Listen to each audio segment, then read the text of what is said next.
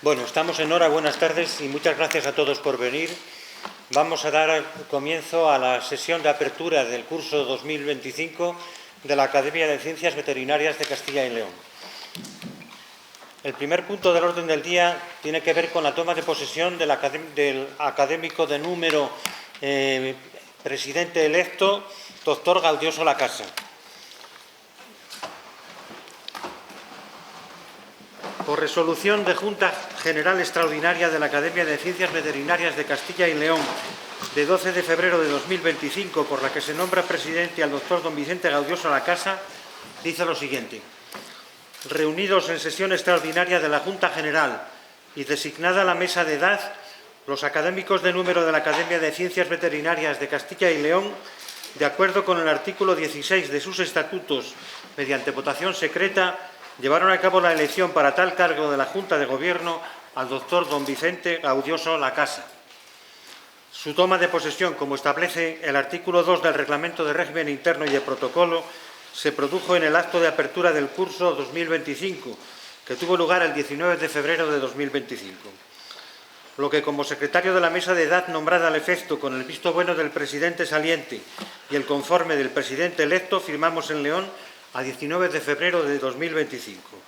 Firmado Elías Rodríguez Ferri, presidente saliente, don Carlos Gonzalo Abascal, secretario de la mesa de edad, y don Vicente Gaudioso Lacasa, presidente nuevo.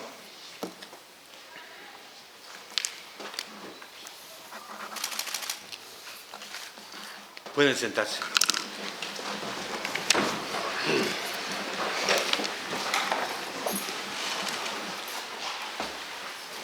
Excelentísimas e ilustrísimas autoridades, señoras y señores académicos, profesores, compañeros, alumnos, señoras y señores, señora decana, señor subdelegado del Ministerio de Defensa en León, señor jefe de la Comandancia de la Guardia Civil, señor presidente del Consejo de Colegios Veterinarios de Castilla y León. La apertura de curso es, cada año, el acontecimiento central de las actividades de la Academia de Ciencias Veterinarias de Castilla y León. Se reserva, por ejemplo, para la toma de posesión del presidente, en lo que estamos ahora.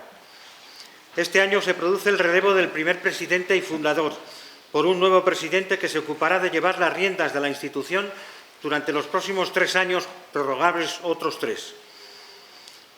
El 23 de septiembre de 2009, en reunión celebrada en León, se firmó el acta fundacional de la creación de la Academia de Ciencias Veterinarias de Castilla y León. Fueron los firmantes 9 académicos de número de la Real Academia de Ciencias Veterinarias de España, RACVE, unidos por su origen o desempeño laboral, procedentes de alguna de las 9 provincias que constituyen la Comunidad Autónoma de Castilla y León. En otra reunión celebrada en la sede de la Real Academia de Ciencias Veterinarias de España, el 21 de diciembre de 2009, presididos por don Carlos Ruiz de Cuenca y Esteban, a la sazón presidente de la Real Academia, se acordó nombrar presidente provisional de la Academia a don Elías Fernando Rodríguez Ferri, como vicepresidente don Felipe Prieto Montaña, como tesorero don Juan Ignacio Ovejero Guisasola y como secretario a don Francisco Rojo Vázquez, siendo el resto considerados vocales.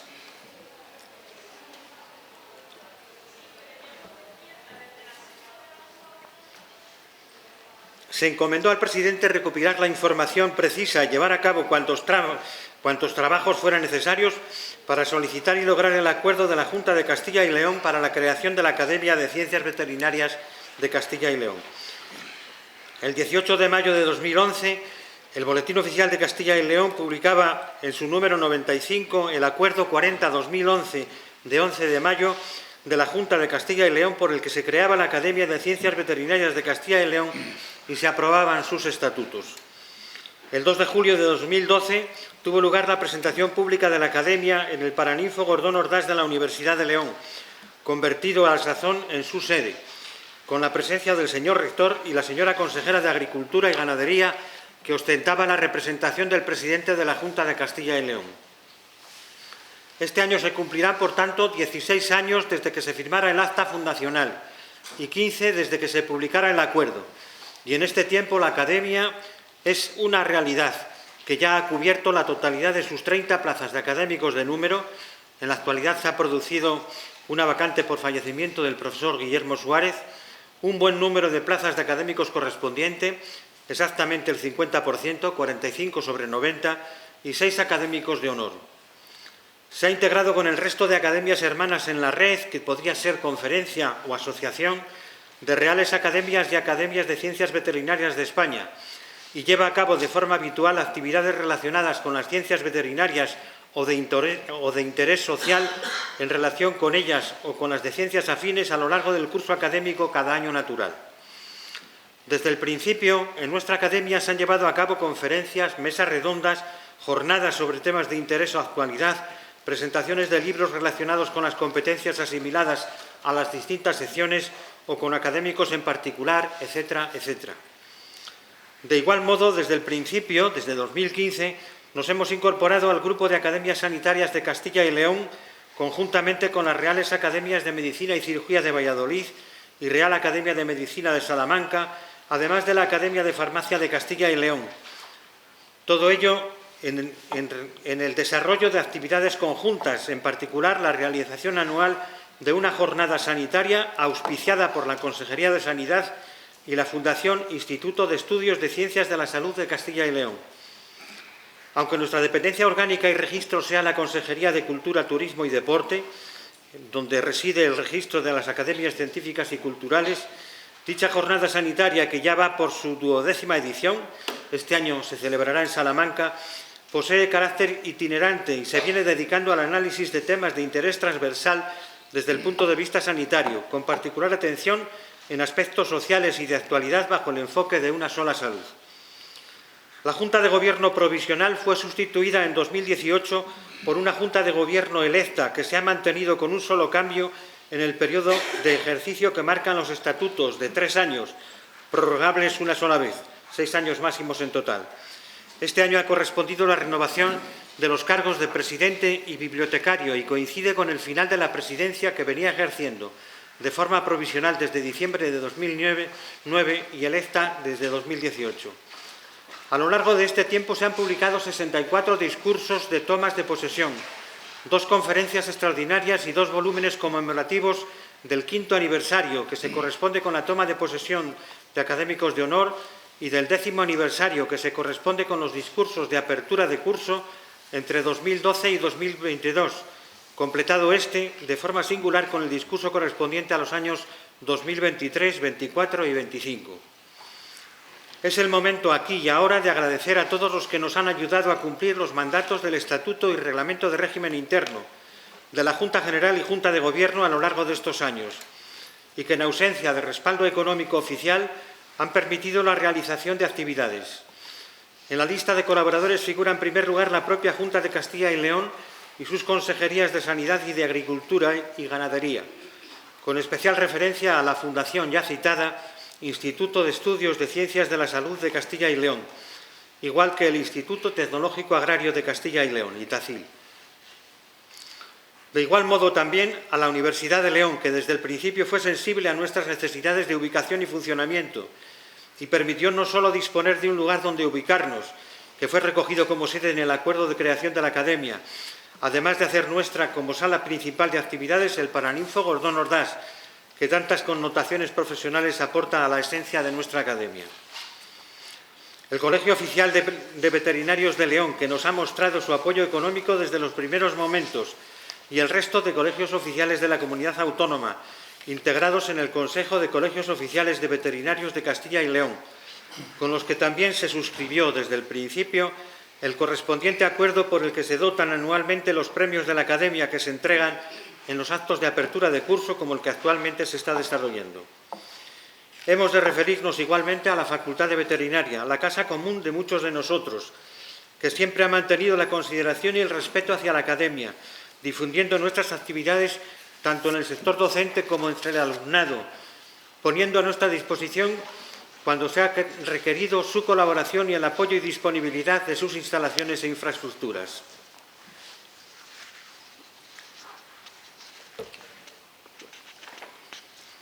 También al sector industrial de León, como el caso de Laboratorios IVA, Hijolusa o Farmadus Botanicals, que han apoyado nuestras necesidades cuando se les ha requerido.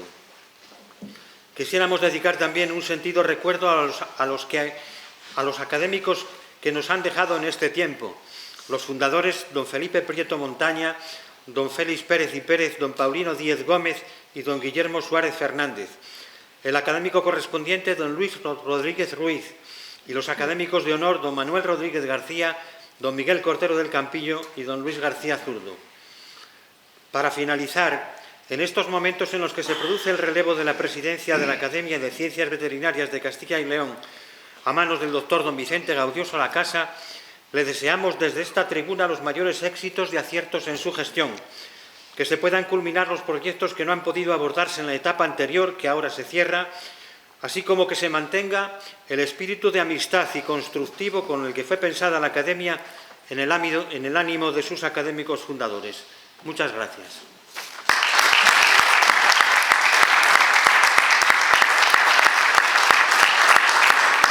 Tiene la palabra el doctor Gaudioso Lacasa. Excelentísimos y dignísimos autoridades, tanto profesionales como civiles, como militares, como académicas, excelentísimo presidente de la Academia de Ciencias Veterinarias de Castilla y León, compañeros académicos, señoras, señores, amigos, tengo que confesarles que es para mí un trance de emociones encontradas, un momento difícil de gestionar. Por un lado, considero un honor asumir las funciones de la presidencia de esta institución y lo hago con ilusión, pero al mismo tiempo no puedo olvidar el peso de la responsabilidad que el cargo comporta. Aunque los agradecimientos suelen dejarse para el final, quisiera, en mi corta intervención, comenzar por este capítulo. Dice el adagio que es de bien nacido ser agradecido. Quisiera mostrar mi mayor gratitud a los compañeros por su confianza en mis potencialidades de liderazgo y buena gestión, y también a los amigos más próximos por su desinteresado apoyo y buenos consejos.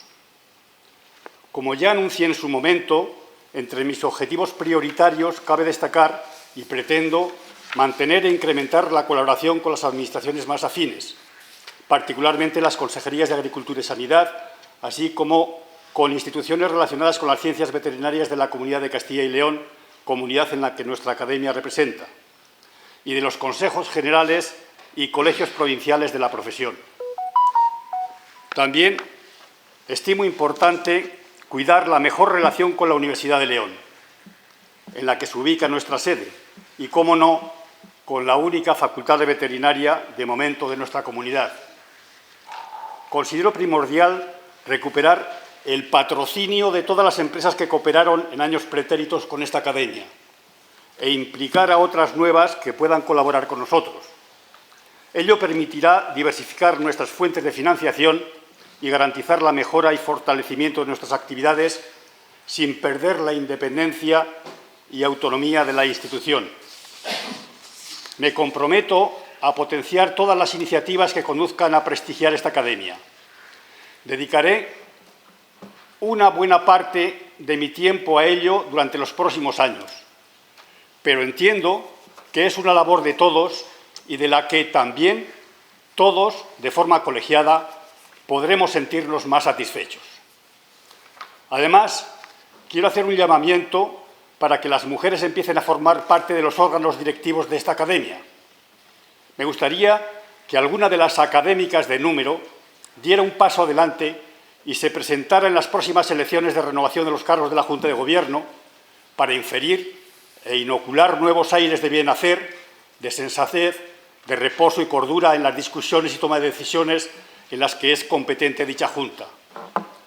Es mi propósito también buscar en un futuro próximo la mejor fórmula para mantener la vinculación del presidente Rodríguez Ferri con nuestra Junta Directiva, para que su experiencia y criterio reposado puedan seguir dando los mejores frutos. Y por el momento me atrevo a pedirle que no abandone esta mesa, sino que compartamos la presidencia de este acto y que dirija y se responsabilice de coordinar los puntos del orden del día anunciados, que son nada más y nada menos el fruto y resultado de su labor al frente de la Academia y la buena gestión que ha llevado a cabo durante su mandato. Muchas gracias.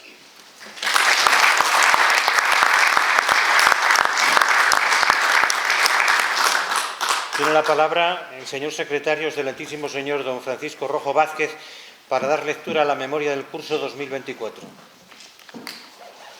Muy bien, pues buenas tardes a todos, empezando por las autoridades, el excelentísimo señor presidente saliente, el ilustrísimo señor presidente entrante, las autoridades militares y civiles que ya han sido señaladas, entre ellos la decana de la Facultad de Veterinaria de la Universidad de León, el subdelegado del Gobierno, el jefe de la Guardia Civil, el presidente del Consejo de Colegios Veterinarios de Castilla y León y a su vez presidente del Colegio de Veterinarios de esta provincia, el presidente del Sindicato Veterinario, que lo es también del Sindicato Nacional, no solo del local, y a los compañeros y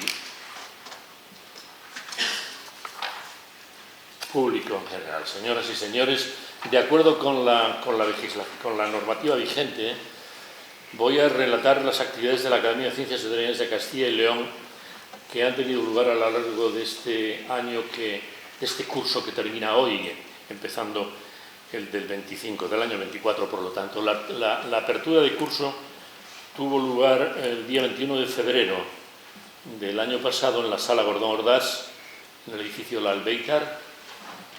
El discurso de apertura, siguiendo el turno de antigüedad, le correspondió al académico de número, profesor don Juan Carlos Domínguez Fernández Tejerina.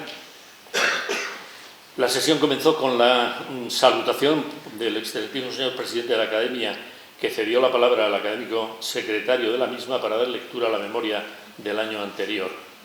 Después tuvo lugar la lección inaugural, como acabo de decir, cuyo título fue Medicina de la Revolución en Ganado Vacuno, de Aristóteles a la Revolución 4.0. Durante el año 24 se han celebrado 4 juntas de gobierno, ordinarias y extraordinarias, los días 13 de febrero, 8 de mayo, 13 de noviembre y 10 de febrero. El 10 de febrero de 2025, pero todavía en el curso anterior, y 5 juntas generales o asambleas generales, como también se conocen, ordinarias y extraordinarias, los días 14 de febrero del 24, ordinaria y extraordinaria, el 12 de junio del 24, ordinaria, y el 12 de febrero pasado, es decir, la semana pasada, hace hoy una semana exactamente, ordinaria y extraordinaria. A lo largo de este año han ingresado 2 miembros nuevos a nuestra academia. El día 23 de octubre de 2024 ingresó como académico de número el profesor doctor don Carlos Gonzalo Abascal, catedrático de esta Facultad Veterinaria de la Universidad de León, con el discurso titulado Evolución, domesticación y diferenciación racial del caballo en la península ibérica. El día 27 de la contestación corrió a cargo del bibliotecario de esta institución, doctor don Vicente González Eguren, a mi izquierda. El día 27 del año pasado, de noviembre del año pasado, ingresó como académico correspondiente el profesor Rodrigo Morchón García, profesor titular de la Facultad de Farmacia de la Universidad de Salamanca, con un discurso que se titulaba Manejo de la dirofilariosis y visión One Health, la angiogénesis como mecanismo de supervivencia. Fue presentado por el profesor Francisco Rojo Vázquez, académico de número y fundador. El día 20 de marzo del 24, el académico don Juan José García Vieitez disertó sobre farmacovigilancia veterinaria hacia la consolidación. El 8 de mayo, la doctora Olga Mínguez González, académica de número, pronunció una conferencia titulada Sistemas y herramientas de detección temprana para la gestión de alertas de seguridad alimentaria. El 5 de junio pasado, el doctor en Medicina y Cirugía y especialista en neurología, don José Ángel Obeso Inchausti, director del Centro Integral de Neurociencias de los hospitales de Madrid, impartió la conferencia sobre enfermedad de Parkinson en el siglo XXI, avances y retos hacia la curación. El 10 de julio del 2024, el doctor en veterinaria, don Manuel García Gómez, jefe de la sección de Sanidad Exterior en Gijón, en la delegación del Gobierno del Principado de Asturias y secretario tesorero de la Asociación Española de Historia de la Veterinaria, pronunció una conferencia titulada La peste del odio, el caso de peste bovina de 1926 de Barcelona. El 9 de octubre de 2024, el profesor Estanislao de Luis Calabuig pronunció una conferencia titulada El principio de Tom y Jerry, un eslabón básico para el funcionamiento ecológico. Igualmente, en noviembre, el día 20 del 24, tuvo lugar en la Sala Gordón Ordaz la conferencia titulada Carne cultivada y análogos de la carne son realmente una opción de futuro, que impartió el profesor doctor don Francisco Javier Carballo García, académico de número de esta corporación. Y por último, el 29 de enero del 25 de este año, el profesor César Bernardo Gutiérrez Martín, académico de número, pronunció una conferencia titulada ¿Y si algunas bacterias patógenas curarán? Todos los actos tuvieron lugar en la Sala Gordón Ordaz. También hubo mesas redondas, el Catarz y otras actividades, jornadas, reuniones, mesas redondas, etc. El 15 de mayo, en la sede del Ministerio de Agricultura, Pesca y Alimentación, se celebró la 50ª Asamblea General de la Asociación del Cuerpo Nacional Veterinario. El acto fue inaugurado por el subsecretario de Agricultura, Pesca y Alimentación y el presidente en funciones de la Asociación del Cuerpo Nacional Veterinario. Al finalizar, se procedió a la entrega de distinciones de la Asociación del Cuerpo Nacional Veterinario y entre los veterinarios que recibieron distinciones al profesor Francisco Rojo Vázquez se le entregó la medalla de plata de la Asociación del Cuerpo Nacional. Entre los días 18 y 22 de septiembre del 24 se celebró en León el 46º Congreso Mundial de Historia de la Veterinaria, organizado por la Asociación Española de Historia de la Veterinaria y la Asociación Leonesa de Historia de la Veterinaria. El comité organizador estuvo formado, entre otros, por los académicos de número de esta institución, de nuestra academia, los doctores Jaime Rojo Vázquez, José Manuel Martínez Rodríguez y Francisco Rojo Vázquez. Los dos lemas del Congreso se dedicaron al desarrollo de la veterinaria científica desde la mitad del siglo XIX hasta nuestros días y al centenario de la fundación actualmente denominada Organización Mundial de la Sanidad Animal, antigua Oficina Internacional de Epizootias. El interés por la historia de la veterinaria se puso de manifiesto a través de las ponencias de los profesores Kulmins, catedrático de la Facultad de Veterinaria de la Universidad de Utrecht, en los Países Bajos, Martí Pumarola, catedrático de la Facultad de Veterinaria de la Universidad Autónoma de Barcelona, y Joaquín Sánchez de Loyano, primer profesor numerario de Historia de la Veterinaria en la Facultad de Veterinaria de Madrid, de la UCM, después de la admirada figura de don Dalmacio García Izcara, que fue catedrático en aquella escuela, primero en la Escuela de León y luego en la de Madrid, así como alrededor de unos 120 comunicaciones de autores procedentes de España, Alemania, Francia, Italia, Reino Unido, República Checa, Rumanía, Ucrania, Turquía, Cuba, Estados Unidos de América, México, Venezuela, Egipto, Corea, Suiza, Noruega, Holanda y Nigeria. Las academias sanitarias de Castilla y León, la Real Academia de Medicina y Cirugía de Valladolid, la Real Academia de Medicina de Salamanca, la Academia de Farmacia de Castilla y León y la Academia de Ciencias Veterinarias de Castilla y León celebraron el 26 de septiembre de 2024 la 11ª jornada de las Academias Sanitarias de Castilla y León. Se desarrollaron 4 ponencias sobre alergias y enfermedades autoinmunes. Los actos tuvieron lugar en la Sala de Gordón Ordaz del edificio La Albéitar. Nuestra academia estuvo representada por el profesor Luis Ferrer Caubet, catedrático de la Facultad de Veterinaria de la Universidad Autónoma de Barcelona y académico de la Academia de Ciencias Veterinarias de Cataluña, con la ponencia titulada Dermatitis atópica canina, un modelo para la dermatitis atópica humana. El 16 de octubre del 24 tuvo lugar en la Sala Gordón Ordaz la presentación del libro Merinas y la industria de la lana, de la que es autor el académico de número de la Academia de Ciencias Veterinarias de Castilla y León, doctor don Manuel Rodríguez Pascual. El 22 de octubre, en la sede del Colegio Oficial de Veterinarios de León, ahora en el futuro de la profesión veterinaria de León, se procedió a la concesión de la distinción honorífica estatutaria Medalla de la Organización Colegial Veterinaria al doctor don Elías Fernando Rodríguez Ferri, con la participación del presidente de la OCV. De los días 24 al 26 de octubre del 24 se celebró en Sevilla la 8ª conferencia de Reales Academias y Academias de Ciencias Veterinarias de España. Participaron en la conferencia representantes de la RACVE, la Real Academia de Ciencias Veterinarias de España, de la Academia de Sevilla, la Andalucía Oriental, Galicia, Cataluña, Murcia, Extremadura y Castilla y León, que estuvo representada en este caso por el secretario doctor Rojo, el tesorero doctor Martínez y el vicesecretario doctor Gaudioso.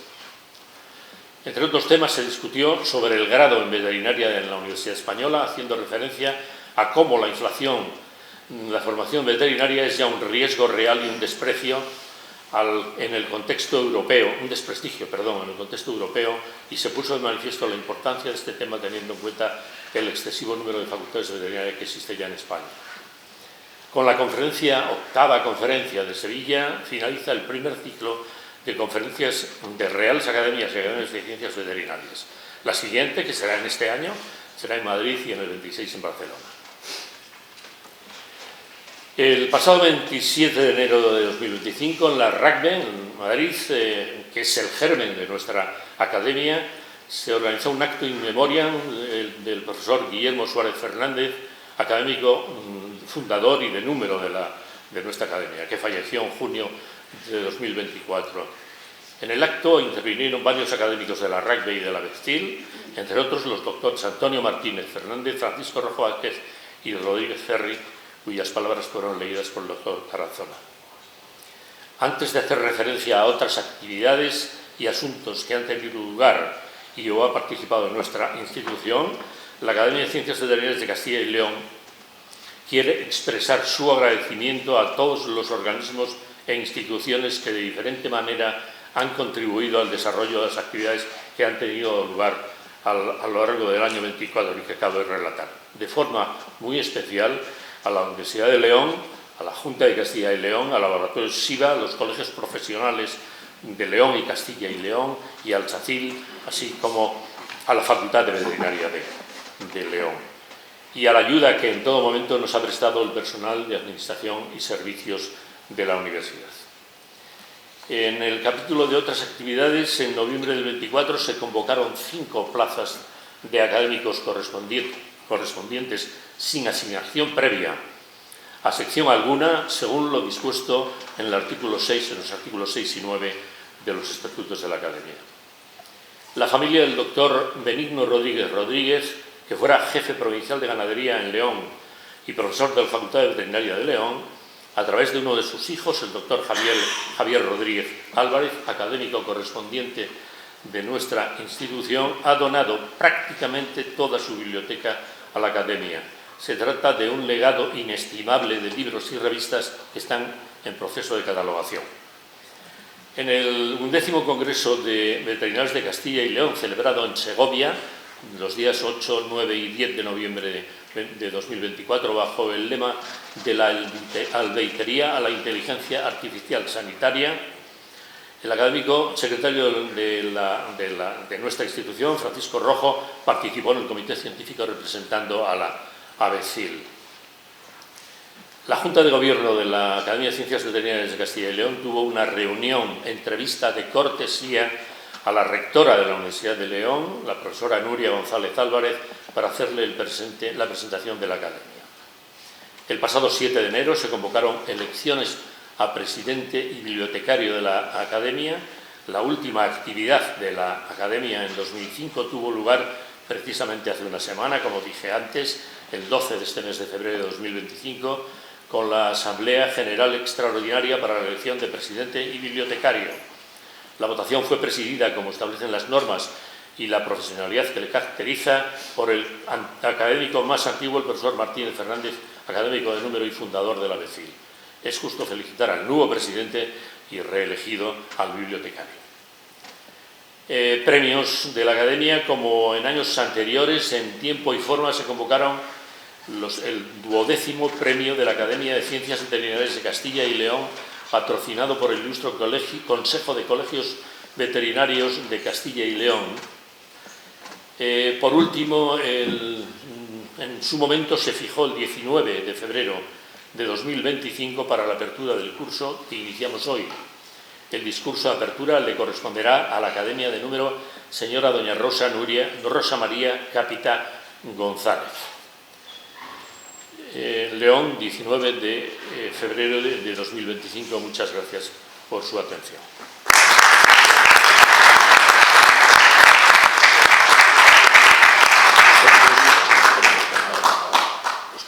Sí, ahora los premios. Procede ahora el acto de entrega del premio, porque solamente se decidió cubrir uno de los dos convocados al efecto del Consejo de Colegios Veterinarios de Castilla y León. Por favor, señor secretario, lea el acta. Acta de la reunión de la Comisión Académica de Ciencias Veterinarias de Castilla y León, Consejo de Colegios Oficiales de Veterinarios de Castilla y León, en relación con la concesión del 12º premio Consejo de Colegios Oficiales de Veterinarios de Castilla y León de la Academia de Ciencias Veterinarias de Castilla y León, correspondiente al curso 2024. Reunidos en la sede del Colegio Oficial de Veterinarios de León, los miembros de la comisión nombrada al efecto, como establece la convocatoria del premio, 12º premio del Colegio Oficial de Veterinarios de León, de la Academia de Ciencias Veterinarias de Castilla y León, que figuran al pie del presente documento, siendo las 18:30 horas del día 17 de febrero de 2025, una vez revisados los trabajos presentados y comprobándose que reúnen los requisitos establecidos en la convocatoria, se acordó por unanimidad conceder el premio Consejo de Colegios Oficiales de Veterinarios de Castilla y León de la Academia de Ciencias Veterinarias de Castilla y León al trabajo titulado Aproximación a una figura desconocida, Lorenzo Sanz Mitmanos, 1851-1921, que se presentó bajo el seudónimo Jules de Ville-d'Archamps. Abierto el sobre, se identifica al autor, que corresponde ser el doctor Fernando Ponte Hernando. Lo que afirmamos y rubricamos en León: Elías Fernando Rodríguez Ferri, Francisco Rojo Vázquez, Luciano Díez Díez, Antonio Rubio Blasco. Muy bien. Vamos a entrar. Acérquese al estrado. Y el señor presidente del Consejo también.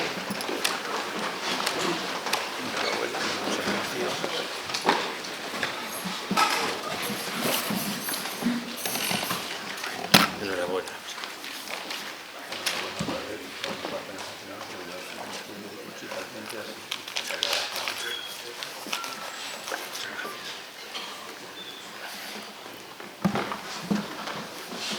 Buenas, presidente.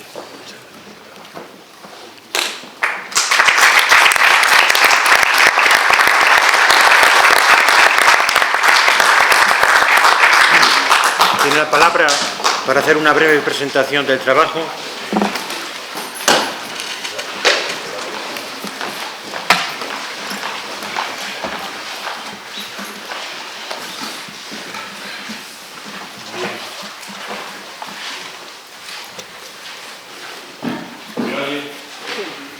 Buenas tardes.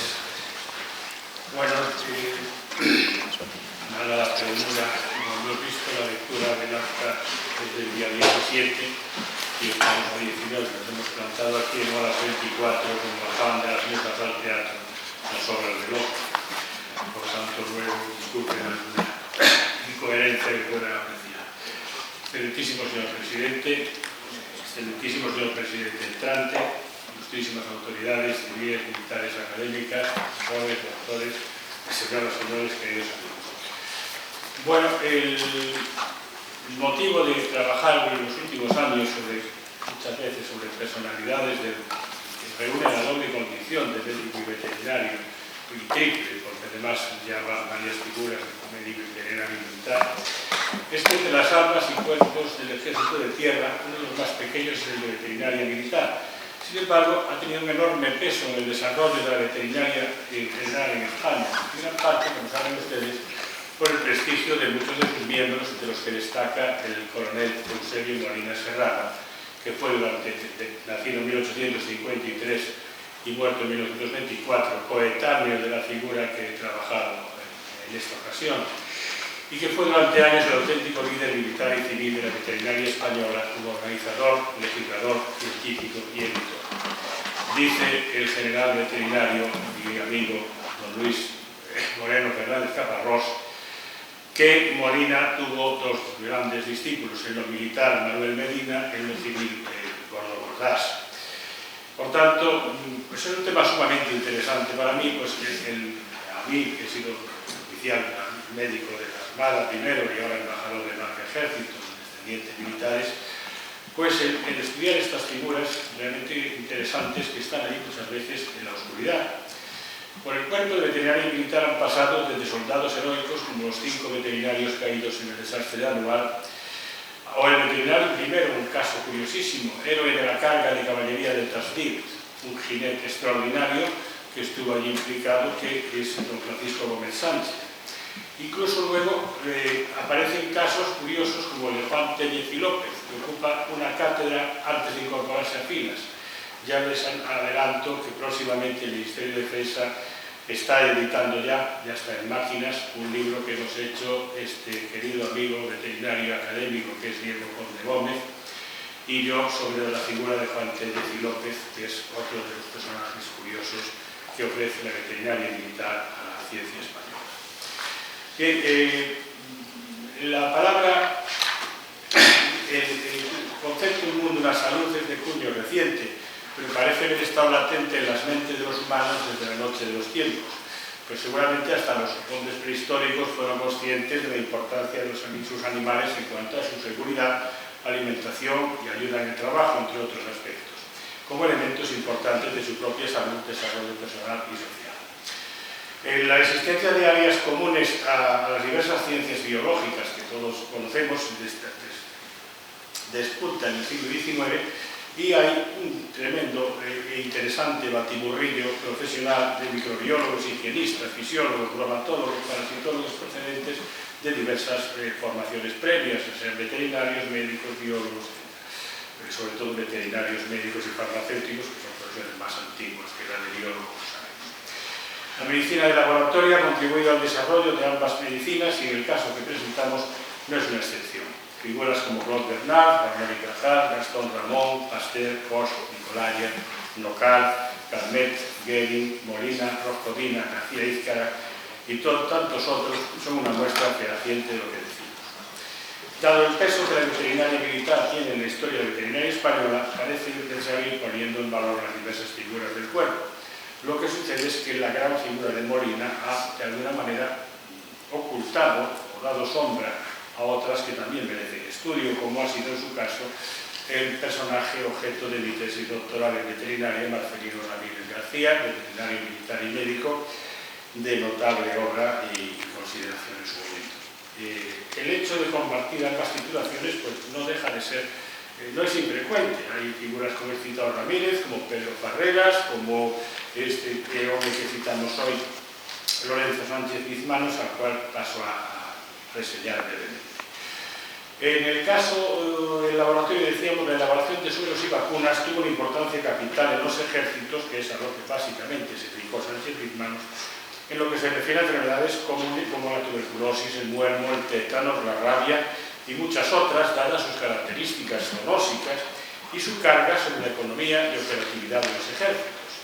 Pensemos que el muermo pues, afectaba muchas veces a los cuidadores de los équidos y a los équidos mismos, lo cual, pues, lógicamente, a un ejército lo mermaba y le suponía una carga económica y de pérdida de personal.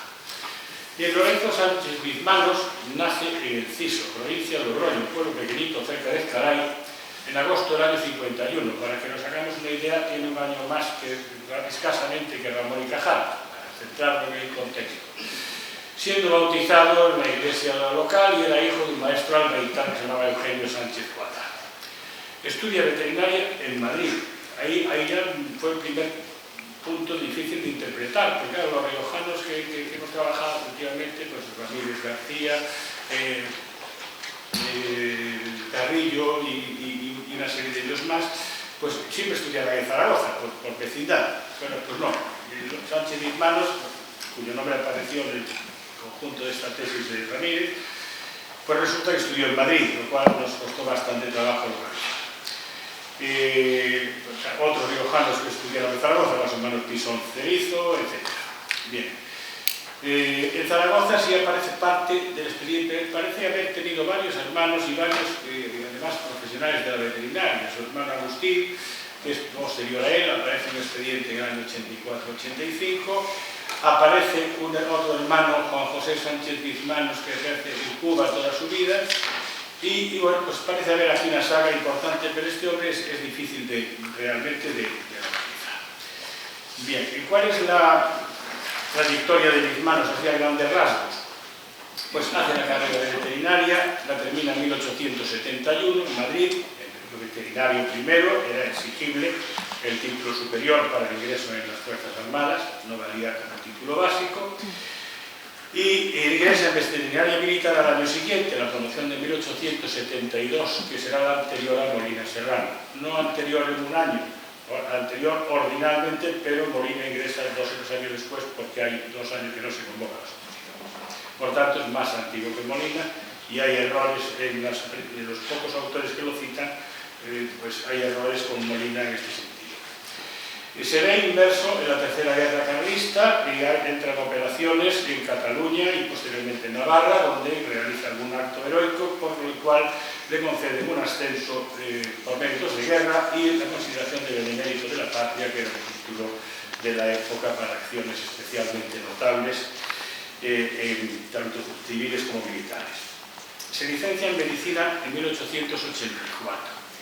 Aquí encontramos otro escollo porque él, básicamente su vida no fue compleja de interpretar, en el sentido de que pasó la mitad de su vida profesional en Barcelona y la otra mitad en Madrid, salvo pequeños periodos que hizo otras cosas, ¿no?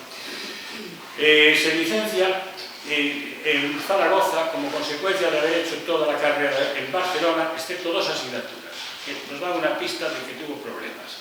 Aprueba en Zaragoza, hace un traslado de matrícula en el año 84 y en esa convocatoria misma ya aprueba la clínica quirúrgica 2, lo cual es normal, la asignatura de quinto o sexto, pero aprueba la química, que era la asignatura del curso previo, del curso o sea que este pobre llevaba arrastrando una química como 5 o 6 años, lo cual dio su auténtico caballo de batalla. Por eso se traslada y se licencia por Zaragoza. Una vez en Barcelona, enseguida pues ostenta, está de jefe de una serie de actividades de laboratorio y de regimentales, y ya aparecen unos trabajos suyos sobre el muermo, las tiñas, etc., coordinando la labor de sus subordinados, incluso dando conferencias en la Academia, en el Ateneo de Barcelona, perdón, da una conferencia muy amplia sobre el suelo antitetánico y su elaboración. Pensemos que el suelo era de muy reciente diseño por sus creadores, por Belling y todos estos caballeros, ¿no?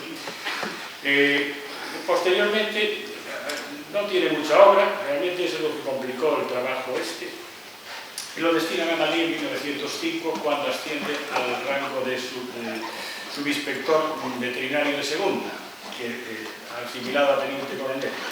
Las denominaciones de los cuerpos, como el veterinario, el médico o el farmacéutico, no se igualaron con los de las armas hasta una ley de 1918. Por eso nos encontramos las denominaciones al lego que pueden resultar un poco extrañas, ¿verdad? Va a Madrid, donde tiene una labor importante, donde está de presidente varios años y de miembro muchos más de los tribunales de acceso, de las posiciones de acceso al cuerpo. Participa en 1898, previo a su ida a Madrid, en el importantísimo Congreso Internacional de Higiene y Demografía, donde presenta una serie de trabajos, desde cuestiones sobre ya la conferencia que ya hablaba del suelo antitetánico en Barcelona, otros trabajos sueloterápicos, incluso ante una mesa en la cual estaba en la presidencia don Santiago Ramón y Cajal. Interviene en ponencias sobre las tenias y problemas de las teniasis en el ejército, la profilaxis de la pleuroneumonía contagiosa del ganado vacuno, sobre el trabajo sobre epizootias del ganado lanar, hace otra comunicación ahí, entra en las tremendas disquisiciones sobre si la tuberculina era solo diagnóstica o también terapéutica propias del estado de la ciencia en el momento, en aquella época, ¿verdad? El muermo también sería tratado con éxito por Marcelino Ramírez García en una obra suya, pues también hay discusiones sobre el muermo como un problema zoonósico en los ejércitos, básicamente. Elabora el famoso suelo Bizmanos Molleda. Molleda es un colaborador suyo, un poco más joven, también veterinario militar, que tuve la mala fortuna de que recibí la hoja de servicio suya del archivo militar de Segovia con posterioridad a la revisión del trabajo, con lo cual podía haber ampliado más la figura de Molleda de haberlo recibido antes. Hay discusiones sobre si el suelo es preventivo, si el suelo es curativo, si es de las dos cosas, en fin, el estado de la ciencia en el momento lo conocen ustedes perfectamente. En este congreso, Molina, que ya ejercía labores de liderazgo, que era más moderno en el ejército que Bizmanos, lo presenta y el ejército se hace, digamos que nombra productor oficial del suelo a Sánchez Bizmanos.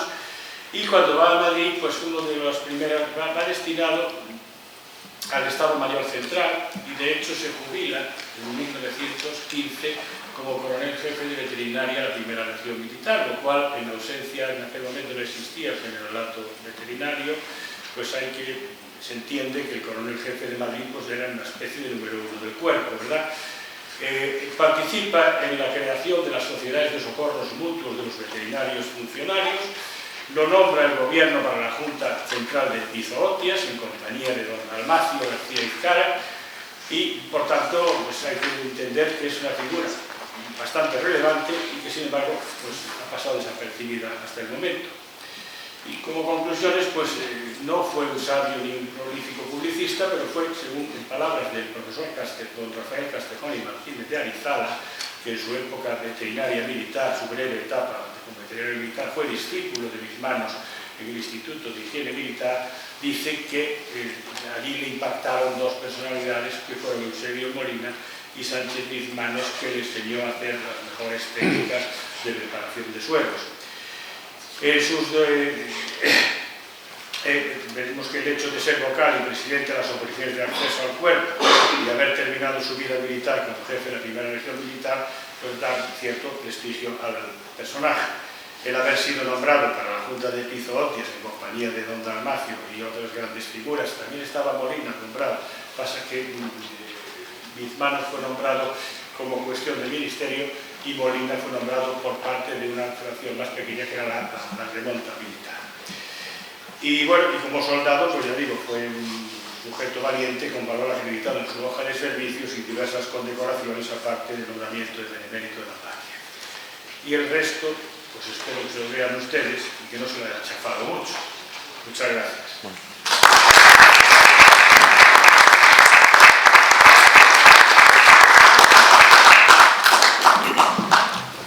Muchas gracias.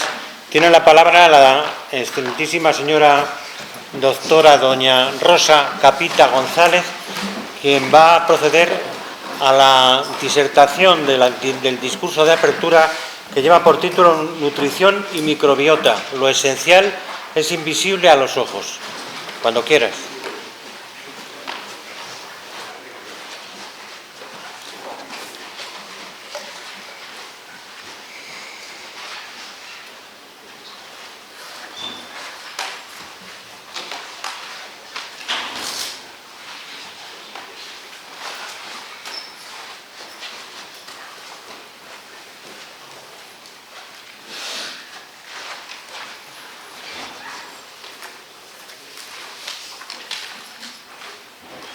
Bien, buenas tardes.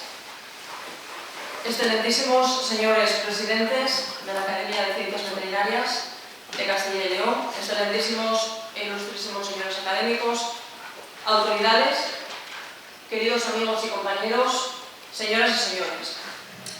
A continuación, paso a dar lectura al discurso de apertura del curso 2025 de la Academia de Ciencias Veterinarias de Castilla y León. Lo esencial es invisible a los ojos. Esta célebre frase pertenece al libro El Principito y resume la enseñanza de que lo verdaderamente importante en la vida no siempre se percibe a simple vista. Como es evidente, esta expresión surgió como un alegato a los valores esenciales del ser humano con la que el autor invita a una reflexión vital sobre la importancia del amor o la amistad. Sin embargo, en un entorno académico como este, podemos quizá tomarnos la licencia de llevar este enunciado a nuestro terreno y extrapolar su significado a algo más tangible, aunque también muy importante, los microorganismos que viven en nuestro cuerpo. Efectivamente, el cuerpo humano está repleto de pequeños organismos, generalmente imperceptibles a la vista, que habitan en nuestro interior y en nuestra piel. Es lo que se denomina la microbiota. Se estima que convivimos con más de 10 billones de microorganismos, principalmente bacterias, que es un número similar al de nuestras células humanas. Es decir, somos mitad humano, mitad bacteria. Las interacciones entre la microbiota, fundamentalmente la microbiota intestinal y el hospedador, juegan un papel crítico en la regulación de la fisiología humana. Hoy se sabe que la alteración de estas comunidades microbianas, lo que se conoce como disbiosis, tiene importantes consecuencias negativas para nuestra salud. Se han descrito más de 300 enfermedades cuyo desarrollo y progresión podrían estar relacionados con cambios en la microbiota, incluyendo, entre otras, enfermedades cardiovasculares, trastornos mentales, obesidad o algunos tipos de cáncer. En ocasiones se desconoce si esa alteración en la microbiota es la causa o el efecto de la enfermedad, pero cada vez hay más datos que demuestran una relación entre ambas.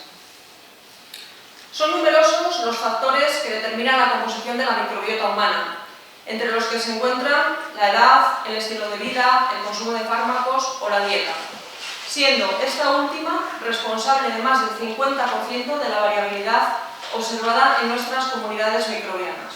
Por lo tanto, generar y mantener las características adecuadas de la microbiota es un objetivo de promoción de la salud, y la adherencia a un patrón de alimentación saludable uno de los principales mecanismos que pueden contribuir a la consecución de este objetivo.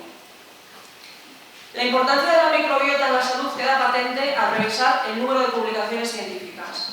Así, por ejemplo, en la colección de bases de datos WASP se han localizado casi 300.000 documentos publicados en los últimos 10 años sobre estos aspectos. De ellos, más de 40.000 proceden de los últimos 12 meses. Como se ha indicado, el cuerpo humano está poblado por millones de microorganismos, tanto en su superficie como en las cavidades que comunican con el exterior. La microbiota puede definirse como el conjunto de microorganismos que residen en un hábitat determinado, por ejemplo, el intestino humano. El metagenoma es el material genético presente en un entorno concreto. Por su parte, el metaboloma hace referencia al conjunto de metabolitos existentes en una localización definida. Y finalmente, el concepto más general, microbioma, engloba los microorganismos, sus genes, sus metabolitos y las condiciones ambientales de un hábitat determinado. Por lo tanto, microbioma es un concepto más amplio que microbiota, si bien en la práctica ambos términos se suelen utilizar indistintamente. El equilibrio en la composición de la microbiota intestinal se conoce como eubiosis y es una condición indispensable para la correcta ejecución de sus funciones. Cuando este equilibrio se rompe, se produce un estado de disbiosis, que se relaciona con la aparición de enfermedades intestinales y extraintestinales. En este contexto destacan las enfermedades metabólicas, que incluyen hipertensión, diabetes mellitus tipo 2, hiperlipidemia, obesidad y enfermedad de hígado graso no alcohólica. Muchos de estos procesos se presentan al mismo tiempo, síndrome metabólico, comparten factores de riesgo y están asociados con mayor probabilidad de sufrir enfermedades cardiovasculares, discapacidad, cáncer y muerte prematura.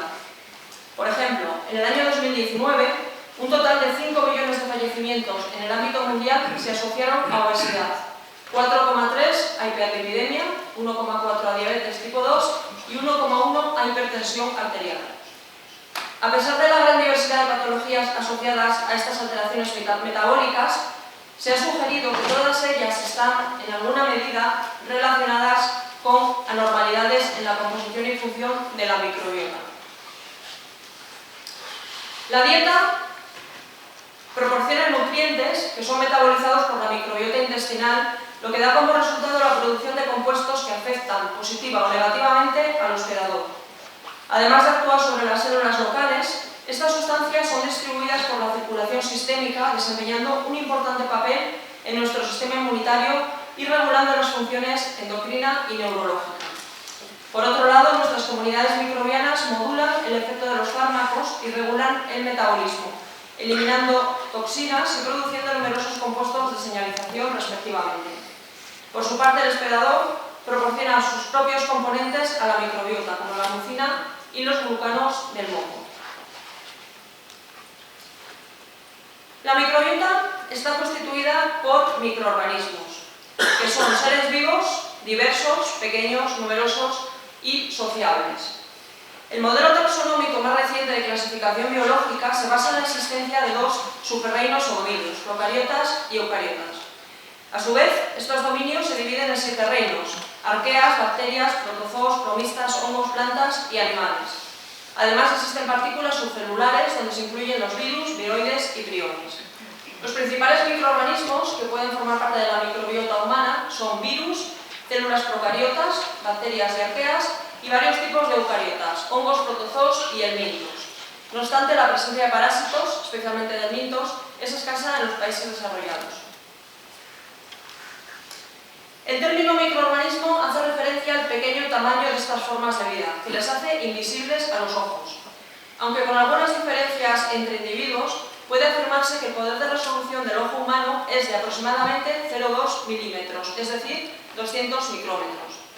Y los microorganismos miden menos de 10 micrómetros. Concretamente, en valores medios, un virus mide en torno a 0,1 micrómetros, una bacteria entre 1 y 2 micrómetros, una levadura algo menos de 10 micrómetros, lo mismo que un protozoo.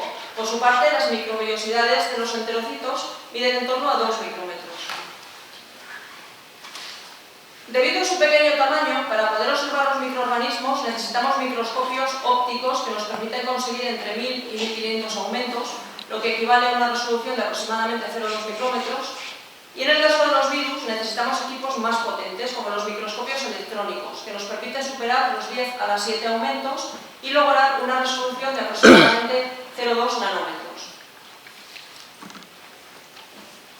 Como excepciones a lo indicado, hay que señalar que las arqueas más pequeñas tienen un tamaño similar al de los virus. Por otro lado, hay bacterias con un tamaño muy superior al habitual. En 1999 se describió frente a las costas de Namibia una bacteria marina filamentosa capaz de oxidar el azufre, que tiene un tamaño de hasta 750 micrómetros, es decir, 0,75 milímetros. Thiomargarita namibiensis. Esta bacteria se puede ver a simple vista, forma cadenas y acumula en su interior gránulos de azufre brillantes. El récord de esta bacteria duró hasta 2022, año en el que se describió una bacteria filamentosa quimiótrofa oxidante de azufre, Thiomargarita magnifica, que habita en las hojas desprendidas y sumergidas bajo el agua de los manglares rojos del archipiélago de Guadalupe, en las Antillas Menores. Se trata de la bacteria de mayor tamaño encontrada hasta la fecha, con una longitud media de entre 1 y 2 centímetros. Por lo que respecta a su número, se estima que en el globo terráqueo se encuentran en torno a 6 por 10 a la 30 células procariotas, frente a aproximadamente 8 por 10 a la 10 seres humanos, lo que significa que hay 100 trillones de células procariotas por cada persona. En el caso de las partículas víricas, en torno a 10 a la 31, la relación es aún mayor, de 1000 trillones por persona. Por otro lado, teniendo en cuenta que en el universo observable existen entre 10 a la 22 y 10 a la 24 estrellas, un cálculo aproximado nos lleva a la conclusión de que hay entre 1 y 100 millones de células procariotas por estrella. En un entorno más próximo, podemos encontrar entre 1 y 100 millones de microorganismos por gramo de tierra, entre 10 a la 4 y 10 a la 7 por centímetro cuadrado en hojas de verdura, aproximadamente 10 a la 6 por centímetro cuadrado en nuestro cuero cabelludo, o entre 10 a la 9 y 10 a la 10 por gramo de yogur. Las células de la microbiota pueden hallarse en estado planctónico, células de vida libre, o lo que es mucho más frecuente, como células sésiles, adheridas a la piel o la capa externa de las mucosas, formando biopelículas o biofilm. Las bacterias de las biopelículas son mucho más resistentes a los diferentes factores de estrés ambiental, como los desinfectantes o los antibióticos, que las células de vida libre. Además, la formación de estas comunidades microbianas permite a las bacterias comunicarse entre sí mediante la producción y liberación de moléculas inductoras o señal, lo que se denomina quorum sensing. Por otro lado, los biofilm incrementan la capacidad de las bacterias para la transferencia horizontal de genes, por ejemplo, de resistencia a los antibióticos, por diferentes mecanismos. En relación con el origen de la microbiota, Cabe decir que la colonización microbiana comienza en el parto. La adquisición de la microbiota está influida por numerosos factores, principalmente el tipo de parto y de alimentación durante la etapa neonatal.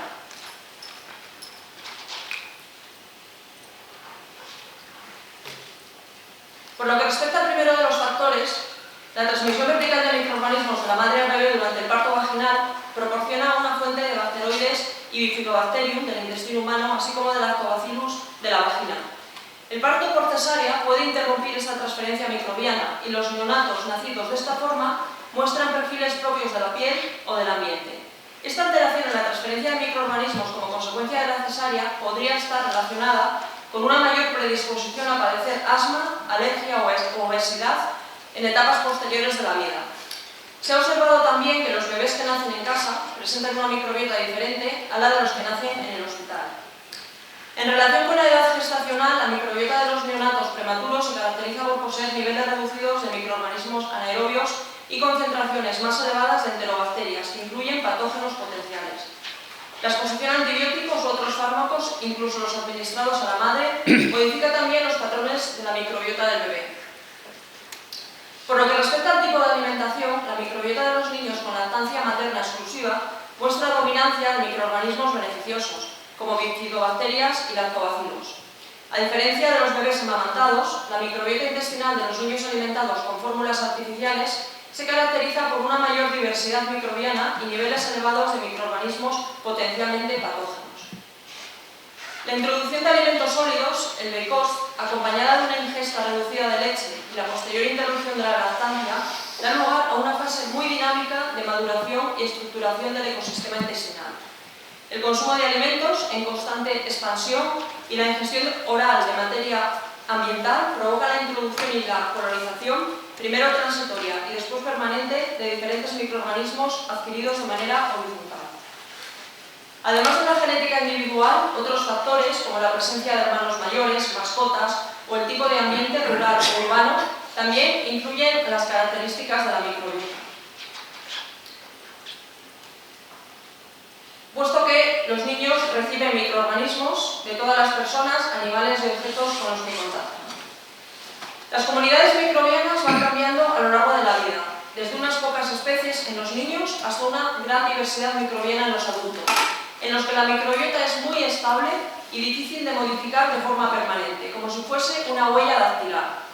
Es parte de nuestra identidad, ya que su composición presenta particularidades propias de cada individuo, con muchas cepas únicas que no se encuentran en otras personas. Se ha observado que la microbiota presenta dos propiedades ecológicas importantes, que a la vez son sus fortalezas.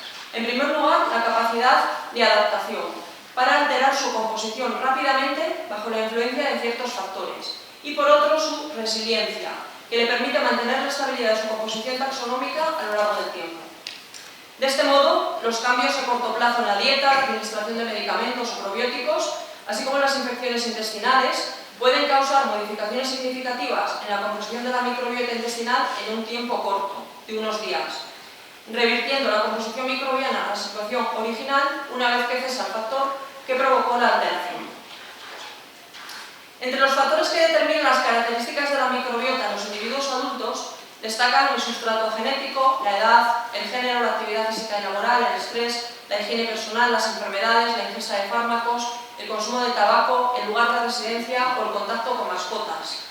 Por lo que respecta a este último factor, se ha observado que la microbiota de la piel de las personas que conviven con perros es más parecida a la microbiota de su mascota que a la de otros animales con los que no contactan. La pareja tiene también gran importancia en la composición de la microbiota. Así, utilizando bacterias probióticas marcadoras de los géneros Lactobacillus y Bifidobacterium, ingeridas por uno de los miembros de la pareja, se puso de manifiesto que un beso en la boca durante 10 segundos provoca el intercambio de aproximadamente 80 millones de células bacterianas. El envejecimiento se asocia a pérdida de diversidad microbiana y disminución en los niveles de algunos microorganismos beneficiosos. Además, después de los 65 años, aumenta el grado de similitud de la microbiota de los distintos individuos. Por lo que respecta a la composición del microbioma, En los últimos años se escucha con cierta frecuencia la frase de que somos mitad humano, mitad bacteria. Es decir, el número de células eucariotas de nuestro cuerpo es similar al número de células microbianas que portamos. Se considera que un humano de referencia posee del orden de 10 a la 13 células eucariotas. Por otro lado, se ha estimado que tenemos aproximadamente 10 a la 13 células microbianas, estando más del 90% de ellas en el intestino, concretamente en el colon, aunque también hay comunidades bacterianas en otras localizaciones como la boca, el tracto respiratorio, la piel y el sistema urogenital. Por lo tanto, la relación entre células microbianas y células eucariotas de nuestro cuerpo es de 1 a 1. Esta proporción varía en función de una serie de factores como el género, la edad e incluso el momento del día. Por otro lado, la relación entre el peso de la microbiota, unos 200 gramos, y el peso corporal de un humano de referencia de 70 kilos es de 1 a 350. Además, si consideramos el conjunto de genes presentes en nuestro organismo, la relación es de 100 a 1. 2 millones de genes de origen microbiano frente a 20.000 genes humanos. El cuerpo de una persona adulta puede estar colonizado por aproximadamente 2.000 géneros y entre 15.000 y 36.000 especies microbianas diferentes. Aproximadamente el 97% de ellas son bacterias y el resto son arqueas y células eucariotas. Los recuentos y la diversidad de virus que infectan a los seres humanos pueden ser aún mayores, estimándose que en nuestro cuerpo habitan más de 140.000 especies de bacteriófagos. Los filos bacterianos más abundantes en la microbiota humana son, en este orden, Firmicutes, Bacteroidetes, Actinobacteria, Proteobacteria y Verrucomicrobia. Cabe destacar la presencia de un sexto filo, Isobacteria, que si bien presenta menor abundancia relativa que los anteriores, tiene también importancia, dada la posible relación de alguno de sus miembros con ciertas enfermedades. Un importante avance en el conocimiento de la microbiota intestinal se produjo en el año 2011, cuando se estableció una clasificación de los individuos adultos en tipos o enterotipos en base a la abundancia relativa de cada uno de los 3 géneros bacterianos predominantes en la microbiota intestinal. Bacteroides, enterotipo 1, Prebotella, enterotipo 2, ambos del filo Bacteroidetes, y Ruminococos, enterotipo 3 del filo Firmicutes. La presencia o la pertenencia a uno u otro enterotipo depende del tipo de patrones dietéticos de larga evolución. Así, Bacteroides se ve favorecido con ingestas elevadas de proteínas de origen animal y grasas saturadas, lo que podríamos denominar una dieta carnívora, mientras que Prebotella lo hace en presencia de grandes cantidades de hidratos de carbono, dieta vegetariana, debido al tipo de enzimas mayoritariamente presentes en cada caso. Por lo que respecta a las funciones de la microbiota, cabe destacar su tarea defensiva. Por un lado, evita la adhesión, polarización e invasión microbianas mediante mecanismos de exclusión competitiva y gracias a la producción de péptidos antimicrobianos.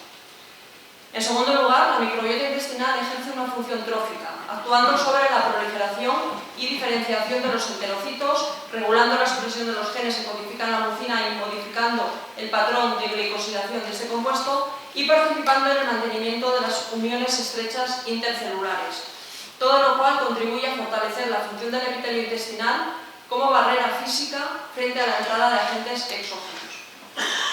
Finalmente, los microorganismos intestinales influyen en el desarrollo y la función del sistema inmunitario, participando en la maduración de los linfocitos T, en la regulación de las funciones de las células linfoides innatas e induciendo la producción de inmunoglobulinas.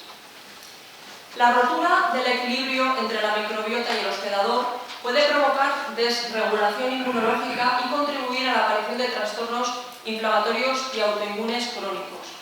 El aumento de estas enfermedades que se ha producido en los últimos años podría estar en relación con la denominada hipótesis de los viejos amigos, según la cual el correcto desarrollo del sistema inmunitario pasa por una exposición temprana y regular a una gama amplia de microorganismos inofensivos o viejos amigos, presentes a lo largo de la evolución humana y reconocidos por el sistema inmunitario, que lo entrenan para que reaccione adecuadamente ante los distintos estímulos o amenazas.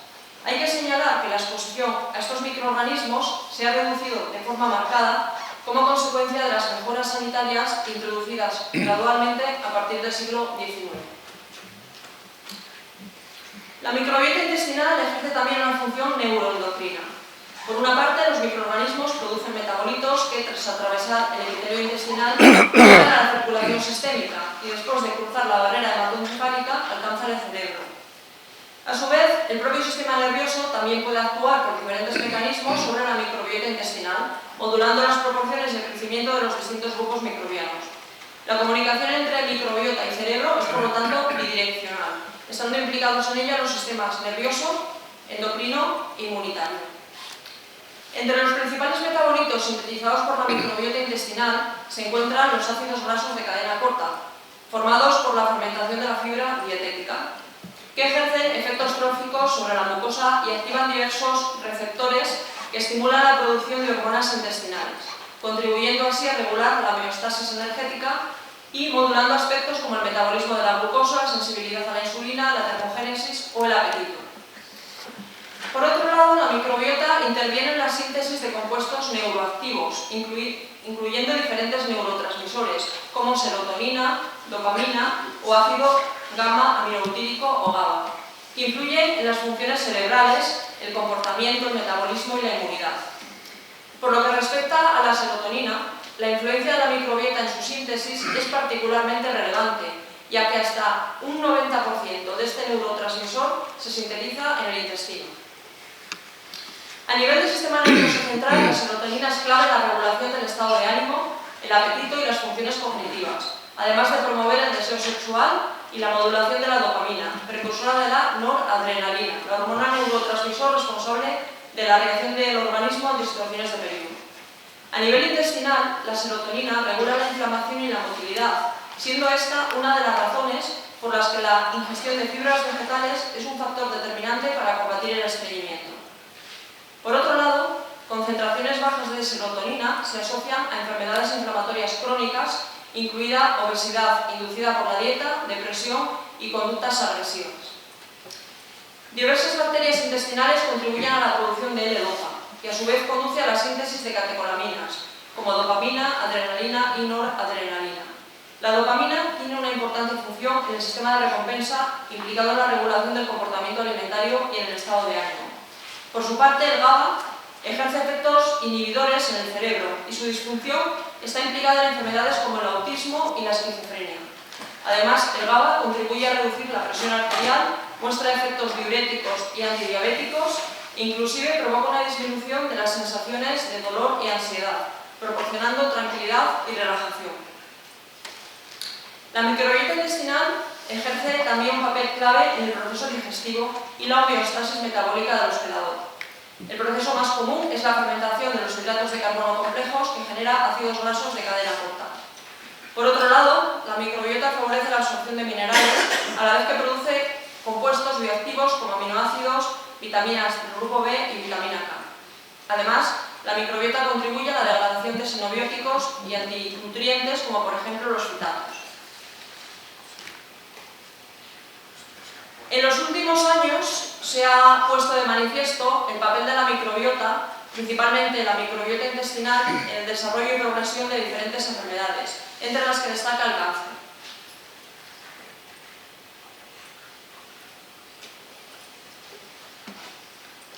En el año 2022 se diagnosticaron en el mundo casi 20 millones de casos nuevos de cáncer, observándose tanto en varones como en mujeres la mayor tasa de incidencia estandarizada por edad en los países más desarrollados. Además, la prevalencia del cáncer está aumentando y las estimaciones apuntan a que en el año 2040 estas cifras alcanzarán valores próximos a 30 millones de casos nuevos. Por lo que respecta a España, en 2022 se detectaron 591 casos nuevos de cáncer por cada 100.000 habitantes, siendo los 5 tipos más prevalentes en el conjunto de la población por este orden el cáncer colorectal, de mama, de próstata, de pulmón y de vejiga. Después de décadas de investigación basadas en la caracterización del cáncer humano a través de mutaciones somáticas y otros aspectos centrados en el hospedador, actualmente están surgiendo afirmaciones matizadas de que la microbiota puede desempeñar un papel importante en la patogénesis, el diagnóstico, el pronóstico y el tratamiento del cáncer. En relación con la patogenia, hoy se sabe que aproximadamente el 20% de los tumores malignos están condicionados positiva o negativamente por la microbiota. Aunque muy complejos, los efectos de los microorganismos en la aparición del cáncer podrían resumirse en 3 categorías. En primer lugar, alteración del equilibrio entre proliferación y muerte de las células del hospedador. En segundo lugar, regulación del sistema inmunitario. Y por último, el cesado de compuestos procedentes del metabolismo del hospedador, los alimentos o los fármacos. En un ensayo realizado por un grupo de investigadores españoles usando un modelo murino, se puso de manifiesto que la transferencia de microbiota intestinal de ratones sanos a ratones libres de gérmenes producía ratones sanos, mientras que si se transfería microbiota de ratones con cáncer, los ratones trasplantados también padecían la enfermedad. Un ejemplo claro de la relación entre microbiota y cáncer lo encontramos al estudiar el gen supresor de tumores P53, también denominado guardián del genoma. Este gen codifica una fosfoproteína que cumple una tarea importante en el control de la división y destrucción de las células y, cuando funciona adecuadamente, posibilita el mantenimiento de la estabilidad celular. Cuando se reconoce daño al ADN, se produce la detención del ciclo celular mediada por P53. Esta pausa permite ganar tiempo para reparar los daños producidos en el material genético. Para ello, esta proteína activa diferentes enzimas de reparación del ADN. Si el daño es correctamente reparado, P53 activa su propia destrucción y permite la progresión del ciclo celular. Si el daño no puede ser reparado, la célula puede entrar en senescencia, es decir, una parada permanente del ciclo celular, o apoptosis o muerte celular programada, evitándose de esta forma la proliferación de las células que contienen ADN alterado. Si una célula pierde la función de la proteína P53, el daño en el ADN no se repara, se acumulan las células hijas y estas entran directamente en la ruta hacia la carcinogénesis, multiplicándose y diseminándole por el organismo. De hecho, las mutaciones en el gen P53 se observan en aproximadamente el 50% de los tumores, especialmente en los cánceres hereditarios. La capacidad de P53 para activar los mecanismos de apoptosis cuando hay daño en el ADN tiene importantes implicaciones terapéuticas. De hecho, las 2 principales modalidades actuales de tratamiento del cáncer, radioterapia y quimioterapia, se basan en generar daños en el ADN que activen la entrada en apoptosis de las células tumorales. Paradójicamente, el efecto antitumoral de algunas versiones mutantes del gen P53 es completamente inhibido por la microbiota intestinal. En ratones con el gen P53 mutado se ha observado un efecto protector frente a tumores en el tubo digestivo alto, sin microbiota, y un efecto inductor de la oncogénesis en el intestino grueso, con microbiota. Además, administrando ácido gálico, un metabolito producido por la microbiota intestinal, a ratones con el gen P53 mutado y esterilizados intestinalmente, se ha observado la inducción del proceso de oncogénesis en la totalidad del tubo digestivo. Estos experimentos tienen una alta trascendencia, ya que demuestran la plasticidad de una mutación del cáncer y destacan el papel del microambiente, en este caso la microbiota intestinal o la presencia de ácido gálico, en la determinación de su resultado funcional.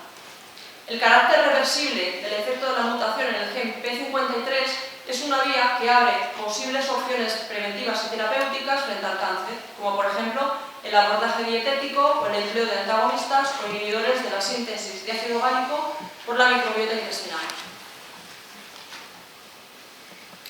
Los microorganismos pueden ser útiles para el diagnóstico del cáncer. Un ejemplo consiste en el diseño, mediante ingeniería genética, de una bacteria, Cinetobacter bailey, que detecta mutaciones específicas en el ADN humano. Esta bacteria se hace resistente a la canamicina cuando capta, mediante mecanismos de transferencia horizontal, ADN con una mutación asociada al cáncer. Por lo tanto, la formación de colonias del microorganismo en un medio de cultivo con este antibiótico es indicadora de la presencia de cáncer. Los microorganismos pueden utilizarse también a la hora de establecer un pronóstico. Por ejemplo, la presencia de la bacteria intestinal Fusobacterium nucleatum tras los tratamientos de quimio o radioterapia se asocia con altas tasas de recidivas y metástasis en el cáncer rectal avanzado. Estos hallazgos han servido para introducir un nuevo concepto, el microbiotipo tumoral. Así, los cánceres de recto se pueden clasificar en 2 microbiotipos, positivo o negativo a Fusobacterium. Los pacientes positivos tienen un riesgo de recaída en 2 o 3 años 7 veces más alto y, en consecuencia, un buen pronóstico que los negativos. El comportamiento de los tumores en función de la presencia de esta bacteria está relacionado con la respuesta inmunitaria del hospedador. La eliminación de Fusobacterium podría permitir la generación de un microambiente antitumoral, lo que supone una interesante vía futura de investigación para nuevos tratamientos. Algunos microorganismos pueden ser útiles en el tratamiento del cáncer a través de diferentes mecanismos, incluyendo su toxicidad microbiana, la producción de componentes que potencian la inmunidad del hospedador o la extinción de profármacos, entre otros. En este escenario cabe destacar el empleo de la viroterapia oncolítica, un tratamiento prometedor que emplea virus naturales modificados genéticamente que provocan la muerte de las células tumorales por infección, replicación y lisis celular selectiva sin afectar a la mayoría de las células sanas. Además, el empleo de virus oncolíticos es una forma de inmunoterapia, ya que cuando las células se rompen, liberan antígenos cancerosos que estimulan la respuesta inmunitaria del hospedador, lo que permite eliminar las células tumorales remanentes circundantes y potencialmente las que están en cualquier otra parte del cuerpo.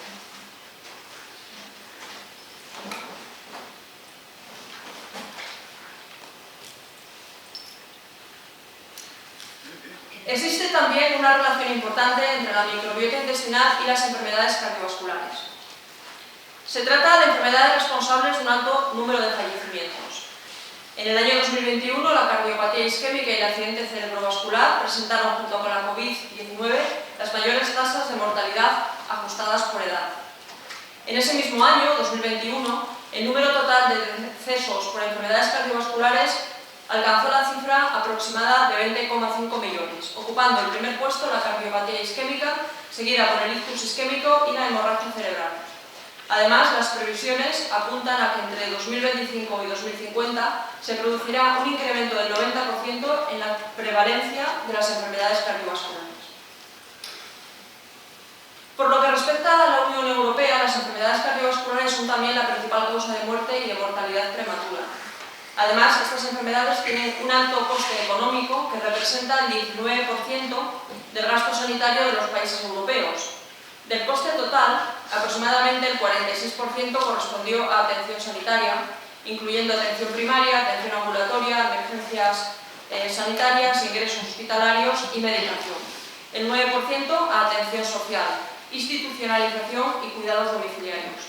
El 28% a cuidados informales, es decir, horas dedicadas a los cuidados por familiares y amigos.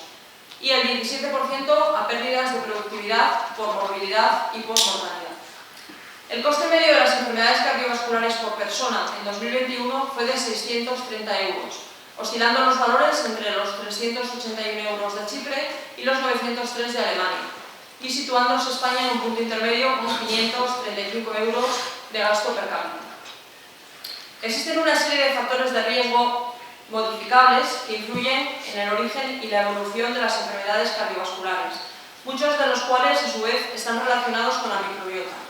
Entre ellos destacan la hipertensión arterial sistólica, los riesgos alimentarios, los niveles elevados de lipoproteínas de baja densidad, la contaminación ambiental por partículas en suspensión y el tabaquismo. La hipertensión arterial sistólica fue responsable de 10,8 millones de muertes cardiovasculares en 2021. La elevación de la presión arterial está mediada por la contribución colectiva de una serie de factores genéticos, ambientales, incluida la dieta y fisiológicos. Tanto la ingesta excesiva de sodio como la retención renal de este elemento químico funcionarían principalmente para aumentar el volumen de líquido y el gasto cardíaco. Por su parte, varios mediadores hormonales, incluida la angiotensina 2, el óxido nítrico y la endotelina, pueden iniciar el aumento de la resistencia periférica.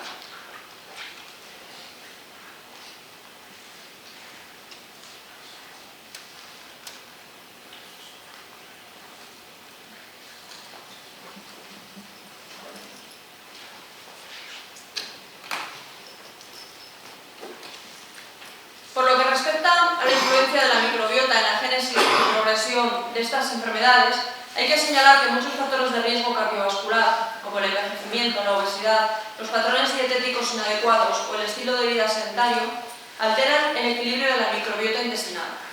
Esta disbiosis se asocia con una reducción de la integridad de la barrera intestinal y la consecuente traslocación de microorganismos y metabolitos perjudiciales a la circulación sistémica. Es lo que se denomina el síndrome del intestino permeable. La translocación microbiana contribuye a la aterosclerosis a través de dos mecanismos principales. De forma directa, con la infección de la pared del vaso sanguíneo y la consecuente inflamación, o indirectamente con una infección a distancia al promover la síntesis de mediadores proinflamatorios. Por otro lado, algunos metabolitos producidos por la microbiota ejercen un efecto marcado en las enfermedades cardiovasculares cuando pasan a la circulación sistémica. Uno de los mejores estudiados es el N-óxido de trimetilamina. Este compuesto interfiere en la función ateroprotectora de las lipoproteínas de alta densidad, inhibiendo el transporte reverso de colesterol.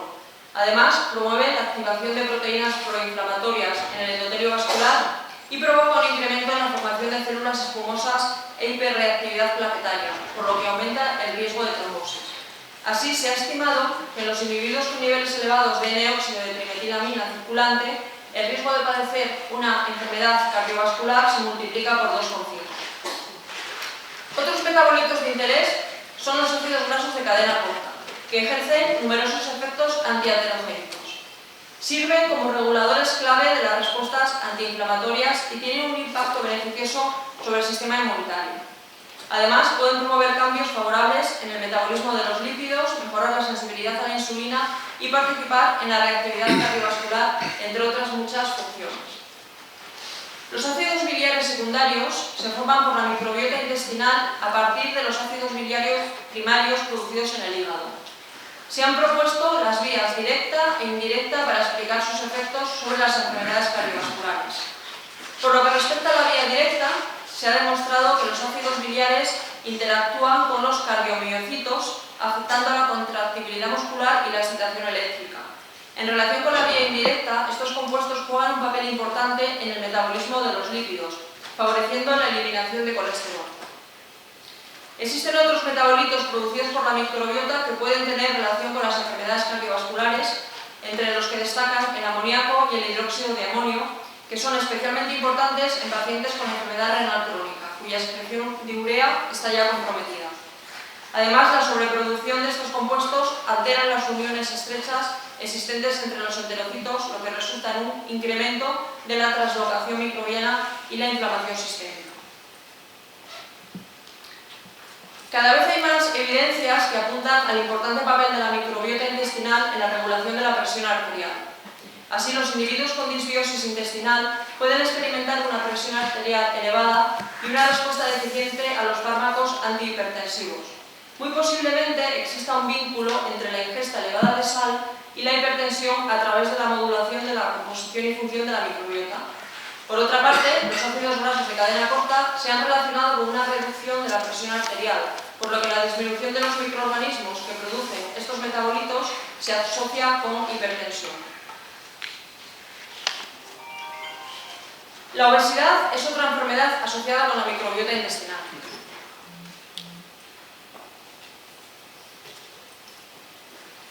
Afecta a 1.000 millones de personas en el mundo, involucra a prácticamente todas las esferas de la salud de las personas y tiene grandes implicaciones para la salud pública y para el mantenimiento del equilibrio de los sistemas sanitarios.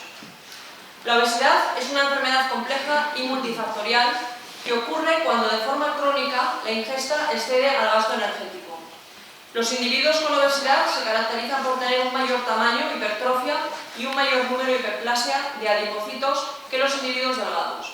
La pérdida de peso conlleva una disminución del tamaño, pero no del número de estas células grasas. Por ello, un individuo que ha padecido obesidad tiene un elevado número de adipocitos, permaneciendo en riesgo de aumentar de peso, por lo que precisa un tratamiento crónico. Se estima que una persona puede consumir a lo largo de su vida unas 60 toneladas de alimentos, para cuyo aprovechamiento compartimos el trabajo con nuestras comunidades microbianas. De hecho, aproximadamente el 10% de la energía que absorbe nuestro cuerpo depende de la microbiota. Existe una relación entre la composición de la microbiota y la obesidad. Se ha comprobado que al trasplantar la microbiota de ratones obesos a otros libres de gérmenes, estos engordan más y almacenan más grasa que cuando son colonizados por microorganismos de ratones con normopeso, a la vez que aumenta su tendencia a padecer síndrome metabólico. La microbiota de las personas obesas es más rica en microorganismos del filo Firmicutes, que contribuyen al incremento de la absorción de las grasas y del apetito, mientras que en las personas delgadas predominan los bacteroidetes. Por ello, una estrategia prometedora para combatir la obesidad consiste en realizar intervenciones encaminadas a modificar la microbiota. Las alteraciones de la microbiota intestinal se han relacionado con diferentes trastornos mentales, que pueden ser la causa o la consecuencia de esta disbiosis. Los mecanismos propuestos en relación con la conexión entre la microbiota, el tracto gastrointestinal y el sistema nervioso central, el denominado eje microbiota-intestino-cerebro, sugieren una comunicación bidireccional y dinámica facilitada por una permeabilidad intestinal alterada, la producción por parte de la microbiota de compuestos neuromoduladores, la actuación del sistema inmunitario, la metabolización de xenobióticos por parte de los microorganismos y la activación del nervio vago. Concretamente, esta última vía proporciona una línea directa de comunicación entre el sistema nervioso entérico y el sistema nervioso central. El nervio vago, o décimo par trianal, posee fibras motoras y sensoriales que proporcionan inervación a múltiples sistemas. Por ello, está involucrado en aspectos críticos de la fisiología humana, como la frecuencia cardíaca, la presión arterial, la sudoración e incluso el habla. Además, influye en la secreción de jugos gástricos y enzimas digestivas y en la motilidad gastrointestinal. Los trastornos mentales pueden definirse como alteraciones importantes del pensamiento, la regulación de las emociones y o el comportamiento. 1 de cada 8 individuos, lo que equivale a aproximadamente 1.000 millones de personas en el mundo, los padecen, y estas cifras van en aumento. En los últimos años se ha demostrado la relación entre la microbiota intestinal y la salud mental. Varios grupos microbianos, especialmente de los filos Firmicutes y bacteroidetes, están asociados con los trastornos mentales a través del eje microbiota-intestino-cerebro. La asociación entre microbiota intestinal y trastornos mentales abre la vía al empleo de nuevas dianas potenciales para la prevención y el tratamiento de estas enfermedades.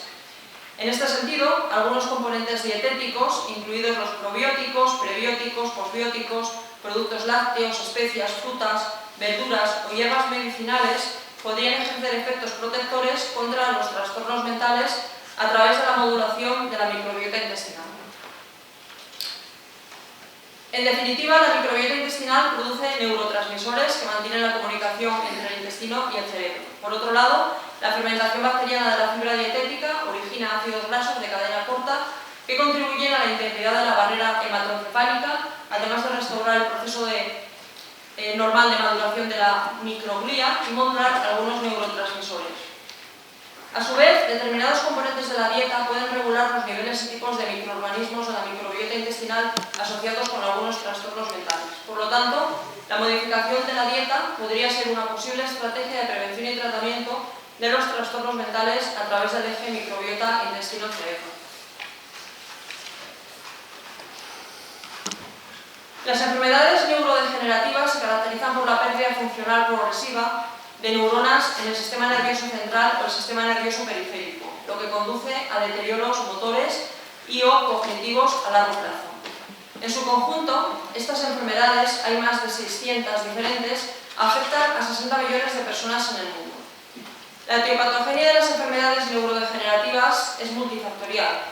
Si bien la susceptibilidad genética es un factor de riesgo importante, numerosas investigaciones apuntan a la microbiota como un factor clave en su desarrollo a través del eje microbiota-intestino-cerebro.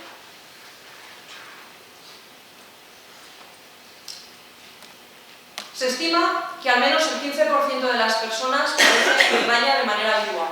Esta enfermedad es más frecuente entre la población femenina y puede llegar a ser incapacitante. Existe una relación directa entre la frecuencia e intensidad de la migraña y la abundancia de bacterias reductoras de nitratos y nitritos presentes en la cavidad oral, por ejemplo, pseudomonas y estreptococos. Al ingerir nitratos y nitritos con los alimentos o algunos fármacos, las bacterias desnitrifican desde la boca producen óxido nítrico, cuya presencia se asocia a vasodilatación o activación de otros compuestos, lo cual conduce, en última instancia, a dolor de cabeza.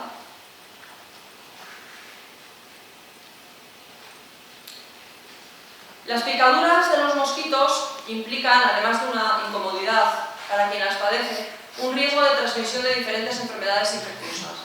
En España son de especial interés la enfermedad del dengue, casos autóctonos, la fiebre del Nilo occidental, casos autóctonos, y la malaria, casos importados.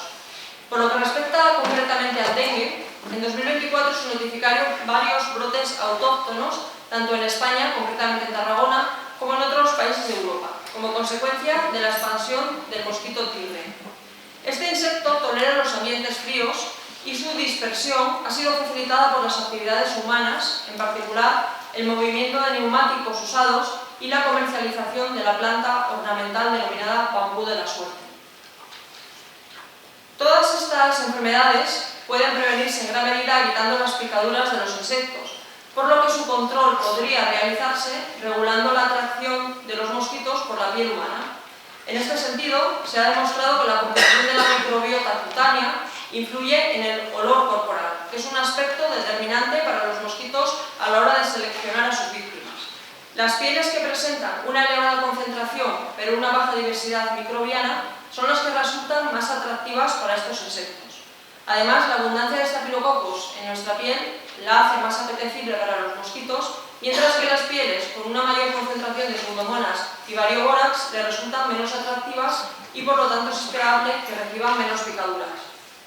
La conexión entre la microbiota de la piel y la atracción que sienten los mosquitos por ella puede conducir al desarrollo de nuevas estrategias para controlar las molestas picaduras de los mosquitos y prevenir las enfermedades que transmiten.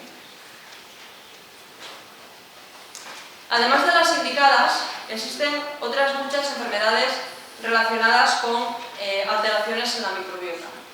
Por ejemplo, la base de datos de SBIOM, gestionada por la Universidad de Gante, incluye 375 enfermedades diferentes asociadas o probablemente asociadas con la microbiota. Algunas enfermedades de alta prevalencia relacionadas con disbiosis intestinal incluyen, por ejemplo, alergias, diabetes mellitus, enfermedades inflamatorias, inmunomediadas, enfermedades hepáticas o síndrome metabólico. Por lo que respecta a la microbiota oral, la disbiosis se ha relacionado con enfermedades locales como caries, gingivitis, cáncer oral, periodontitis apical o úlceras recurrentes de la cavidad oral. Además, los cambios en la microbiota oral se han asociado con algunos tipos de cáncer, por ejemplo, el carcinoma de células escamosas de cabeza y cuello, el cáncer de páncreas, el colorectal o el genitourinario.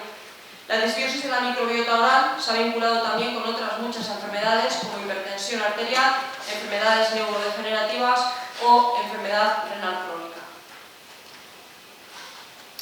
En relación con la microbiota respiratoria, se ha observado que los pacientes con asma, alergia, enfermedad pulmonar obstructiva crónica, bronquiectasia o enfermedad pulmonar intersticial presentan en su tracto respiratorio una microbiota diferente a la de los individuos sanos. También se han encontrado asociaciones entre la microbiota del tracto respiratorio y el cáncer de pulmón, así como algunos trastornos neurológicos. Por su parte, las disbiosis de la microbiota vaginal y de la microbiota cutánea están también relacionadas con diferentes enfermedades. Los avances en el conocimiento de la microbiota intestinal han facilitado la implementación de diferentes actuaciones enfocadas a su modificación para mejorar la salud del hospedador.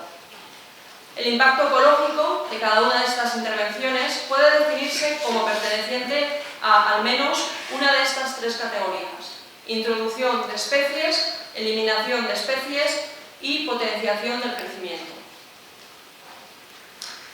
El trasplante de microbiota fecal consiste en la administración de una preparación de heces obtenidas de un donante sano a un paciente con el objetivo de tratar o aliviar su patología. El reciente interés de este procedimiento comenzó con su empleo para tratar las infecciones por Clostridioides difficile, alcanzando una tasa de éxito superior al 90%.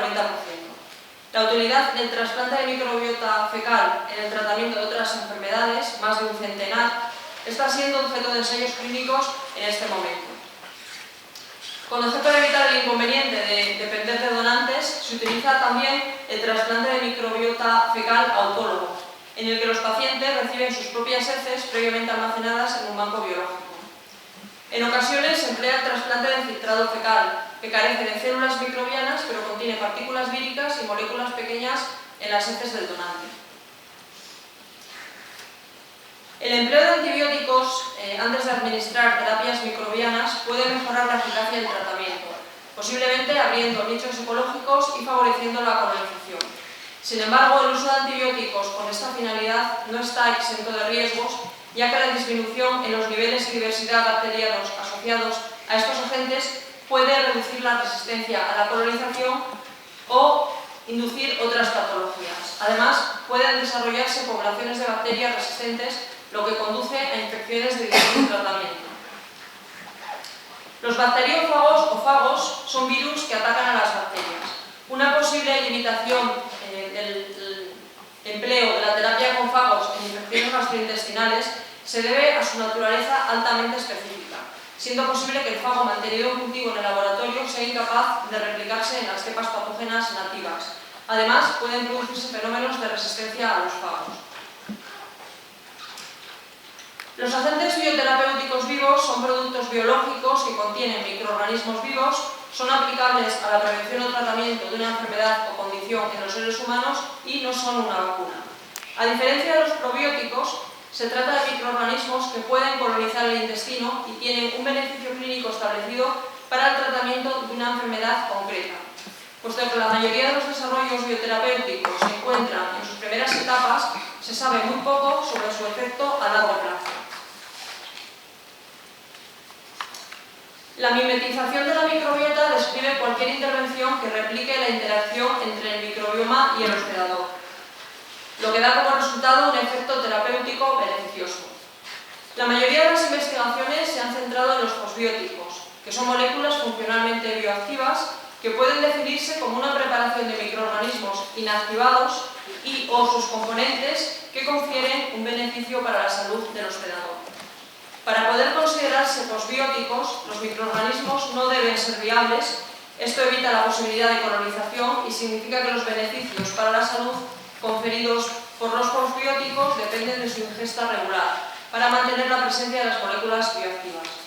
Los candidatos más destacados para su uso como posbióticos son los ácidos grasos de cadena corta y los ácidos biliares secundarios. Otra posibilidad de modificar la microbiota intestinal es mediante el empleo de prebióticos, que son sustancias resistentes al ácido gástrico y las enzimas digestivas que una vez en el intestino estimulan el crecimiento o la actividad de microorganismos beneficiosos. Por su parte, los probióticos son microorganismos vivos que, cuando se administran en cantidades adecuadas, confieren un beneficio para la salud del hospedador.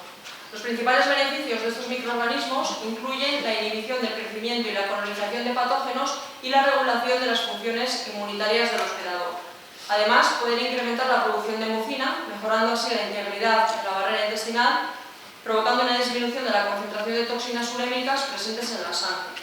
En este sentido, la administración de una formulación probiótica a pacientes con insuficiencia renal crónica se ha asociado a una disminución significativa de la concentración de urea, creatinina y ácido úrico en sangre, así como a una mejora importante de la calidad de vida. Los probióticos también pueden combinarse con prebióticos seleccionados y estos tratamientos se denominan simbióticos. Por lo que respecta a los alimentos fermentados, aunque hay evidencia limitada y contradictoria en relación con su contribución a la repoblación y densificación del microbioma intestinal, estos productos son seguros para la mayoría de la población y aceptados culturalmente, y pueden conllevar beneficios para la salud atribuidos a su bajo pH y a métodos de elaboración únicos que exponen a las personas a especies microbianas y metabolitos que de otro modo no estarían presentes en la cadena alimentaria. Las intervenciones dietéticas desempeñan un papel esencial en la salud a través de su efecto sobre la microbiota intestinal. Los carbohidratos son los macronutrientes con mayor efecto modulador del microbioma. Los digeribles, por ejemplo sacarosa, se han relacionado con la aparición de diferentes enfermedades. Por el contrario, los hidratos de carbono fermentables por la microbiota, como la inulina, tienen efectos positivos para la salud, ya que favorecen la proliferación de algunos géneros microbianos beneficiosos, lo que se traduce en una mejora de la función de la barrera intestinal, del perfil lipídico y del balance de energía. Además, estos compuestos se han relacionado con un incremento de la sensibilidad a la insulina, la reducción del estreñimiento, la inhibición del crecimiento de microorganismos patógenos y la mejoría de algunos trastornos cognitivos.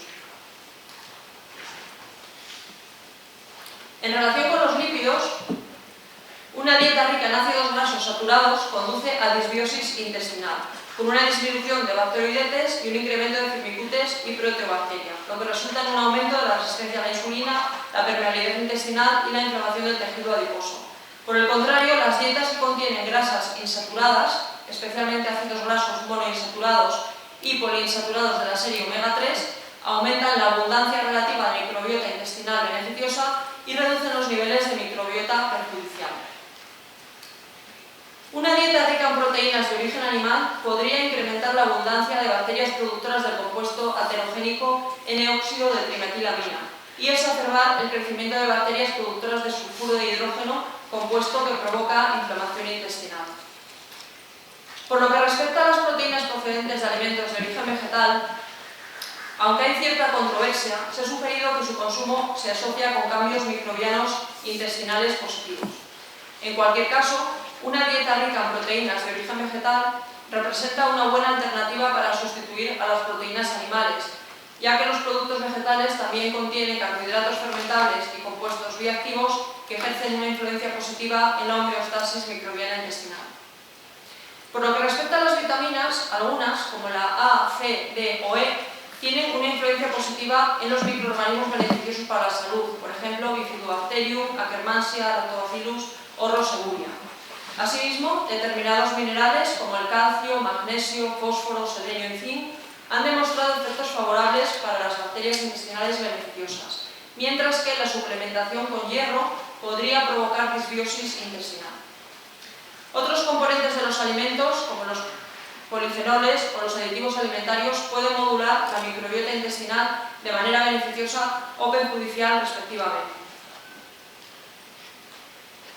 Por lo que respecta a la influencia de los patrones dietéticos en la microbiota, cabe destacar que existe una gran superposición entre las enfermedades vinculadas directamente con el contenido de nutrientes de los alimentos y aquellas que se han relacionado con el microbioma intestinal.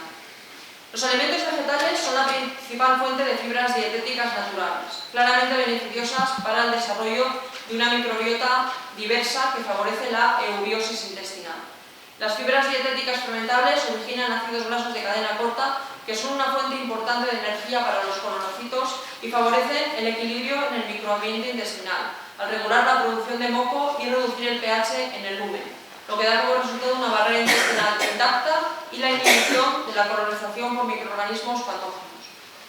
Por otro lado, una dieta rica en proteínas y grasas de origen animal y baja en fibra, típica de las poblaciones urbanizadas, se asocia con una biodiversidad reducida de la microbiota intestinal y un aumento de especies potencialmente inflamatorias. En concreto, la microbiota de los individuos que consumen este tipo de dieta se caracteriza por la gran abundancia relativa de bacterias gram negativas, que inducen la inflamación a través de las endotoxinas bacterianas, los lipopolisacáridos de la pared celular. Por su parte, los componentes refinados de los alimentos procesados se fermentan fácilmente en el intestino delgado, donde pueden promover el sobrecrecimiento bacteriano, la enfermedad conocida como SIBO. Además, el elevado contenido en grasa de estos perfiles dietéticos puede favorecer el crecimiento de microorganismos patobiontes. La dieta mediterránea se caracteriza por un consumo elevado de alimentos de origen vegetal, ingestas moderadas de aceite de oliva, pescado y aves de corral e ingestas bajas de productos lácteos y carne roja. Este patrón dietético está universalmente aceptado como beneficioso para la salud, habiéndose relacionado con una reducción del riesgo de enfermedades cardiovasculares y algunos tipos de cáncer. La adherencia a la dieta mediterránea se asocia con una microbiota específica caracterizada por una mayor diversidad microbiana, por la abundancia de bacterias productoras de ácidos grasos de cadena corta y por una disminución de las bacterias patógenas del filo Proteobacteria y de la concentración de N-óxido de trimetilamina. La dieta occidental se caracteriza por el alto consumo regular de grasas saturadas, proteínas de origen animal, azúcares refinados y alimentos procesados. El consumo a largo plazo de una dieta de este tipo se ha relacionado con un deterioro de la integridad de la barrera intestinal y un aumento de los niveles de lipopolisacáridos, de N-óxido de trimetilamina y de citoquinas proinflamatorias, que pueden conducir a obesidad y a resultados metabólicos y cardiovasculares adversos, así como a trastornos mentales. Un tipo de dieta que ha ganado visibilidad en los últimos años, especialmente para el tratamiento dietético en pacientes con enfermedad inflamatoria intestinal y síndrome del intestino irritable, es la dieta baja en FODMAP, que excluye los alimentos con oligosacáridos, disacáridos, monosacáridos y polioles fermentados. Una dieta baja en FODMAP es una alternativa óptima para aliviar algunos síntomas gastrointestinales como dolor abdominal, hinchazón, producción de gases, diarrea o estreñimiento. Sin embargo, estos enfoques dietéticos podrían tener posibles efectos adversos sobre la microbiota intestinal a largo plazo. La dieta cetogénica o dieta keto es un patrón dietético que se caracteriza por una ingesta elevada de lípidos y proteínas y una restricción en la ingesta de hidratos de carbono. Se trata de una dieta alternativa habitual para una rápida pérdida de peso en pacientes obesos. Además, la dieta keto se recomienda en pacientes con epilepsia resistente a fármacos, con síndrome de deficiencia del transportador de glucosa tipo 1 y con enfermedad de hígado graso no alcohólica. Sin embargo, los cambios que provoca en la composición de la microbiota podrían tener una influencia negativa en la salud intestinal y general a largo plazo. La dieta sin gluten se reconoce como restauradora de la mucosa intestinal normal en pacientes celíacos y en pacientes con sensibilidad al gluten no celíaca. En individuos sanos, la adherencia a una dieta sin gluten, sin prescripción médica, es cada vez más frecuente. Sin embargo, las muestras fecales de estos sujetos, después de la exclusión del gluten durante un mes, muestran un aumento en la abundancia de microorganismos de la familia Enterobacteriaceae, potencialmente patógenos, y una disminución en los niveles de microorganismos beneficiosos. En algunos estudios se ha observado que la adherencia a una dieta vegana o vegetariana podría, en comparación con una dieta omnívora, reducir sustancialmente los niveles de metabolitos potencialmente dañinos. No obstante, dada la escasa evidencia disponible y la complejidad de los resultados, se requiere más investigación para dilucidar los efectos de este patrón dietético en la salud intestinal. La nutrición personalizada es un concepto relativamente reciente que se centra en el uso de factores específicos de cada persona, genéticos, fenotípicos, clínicos, nutricionales u otra información relevante para desarrollar recomendaciones dietéticas adaptadas a cada individuo con el objetivo de preservar o mejorar la salud. El microbioma podría constituir un determinante clave de la nutrición personalizada, dada su marcada variación interindividual. Así, al identificar características clave del microbioma que predicen la respuesta a componentes alimentarios particulares, la nutrición personalizada permite el diseño de una dieta que ofrezca resultados favorables para la salud. Si bien el concepto de asesoramiento nutricional personalizado que incorpore el análisis del microbioma es prometedor, esta área de investigación aún se encuentra en sus primeras etapas y presenta limitaciones notables, como el costo y la falta de suficientes ensayos clínicos que respalden las recomendaciones. Y ya para terminar, a modo de conclusión, indicar que la microbiota, principalmente la microbiota intestinal, está emergiendo como un elemento clave en la fisiología de múltiples enfermedades. Por lo tanto, conseguir una microbiota saludable que incluya una representación equilibrada de bacterias con funciones beneficiosas para el hospedador debería ser un objetivo de salud pública. La dieta es uno de los principales factores que contribuyen a la modulación positiva de la diversidad, composición y función del microbioma. Por ello, la integración del análisis de la microbiota intestinal con la investigación en nutrición es fundamental para comprender los efectos complejos que los componentes de los alimentos pueden tener sobre la salud humana. En este sentido, se necesitan estudios de intervención dietética bien diseñados que, utilizando muestras representativas, permitan comprender mejor la variabilidad intra- e interindividual en la respuesta de la microbiota a los patrones dietéticos y a los componentes específicos de los alimentos. Ello sentará las bases de la medicina y la nutrición personalizadas del futuro. Muchas gracias, he dicho.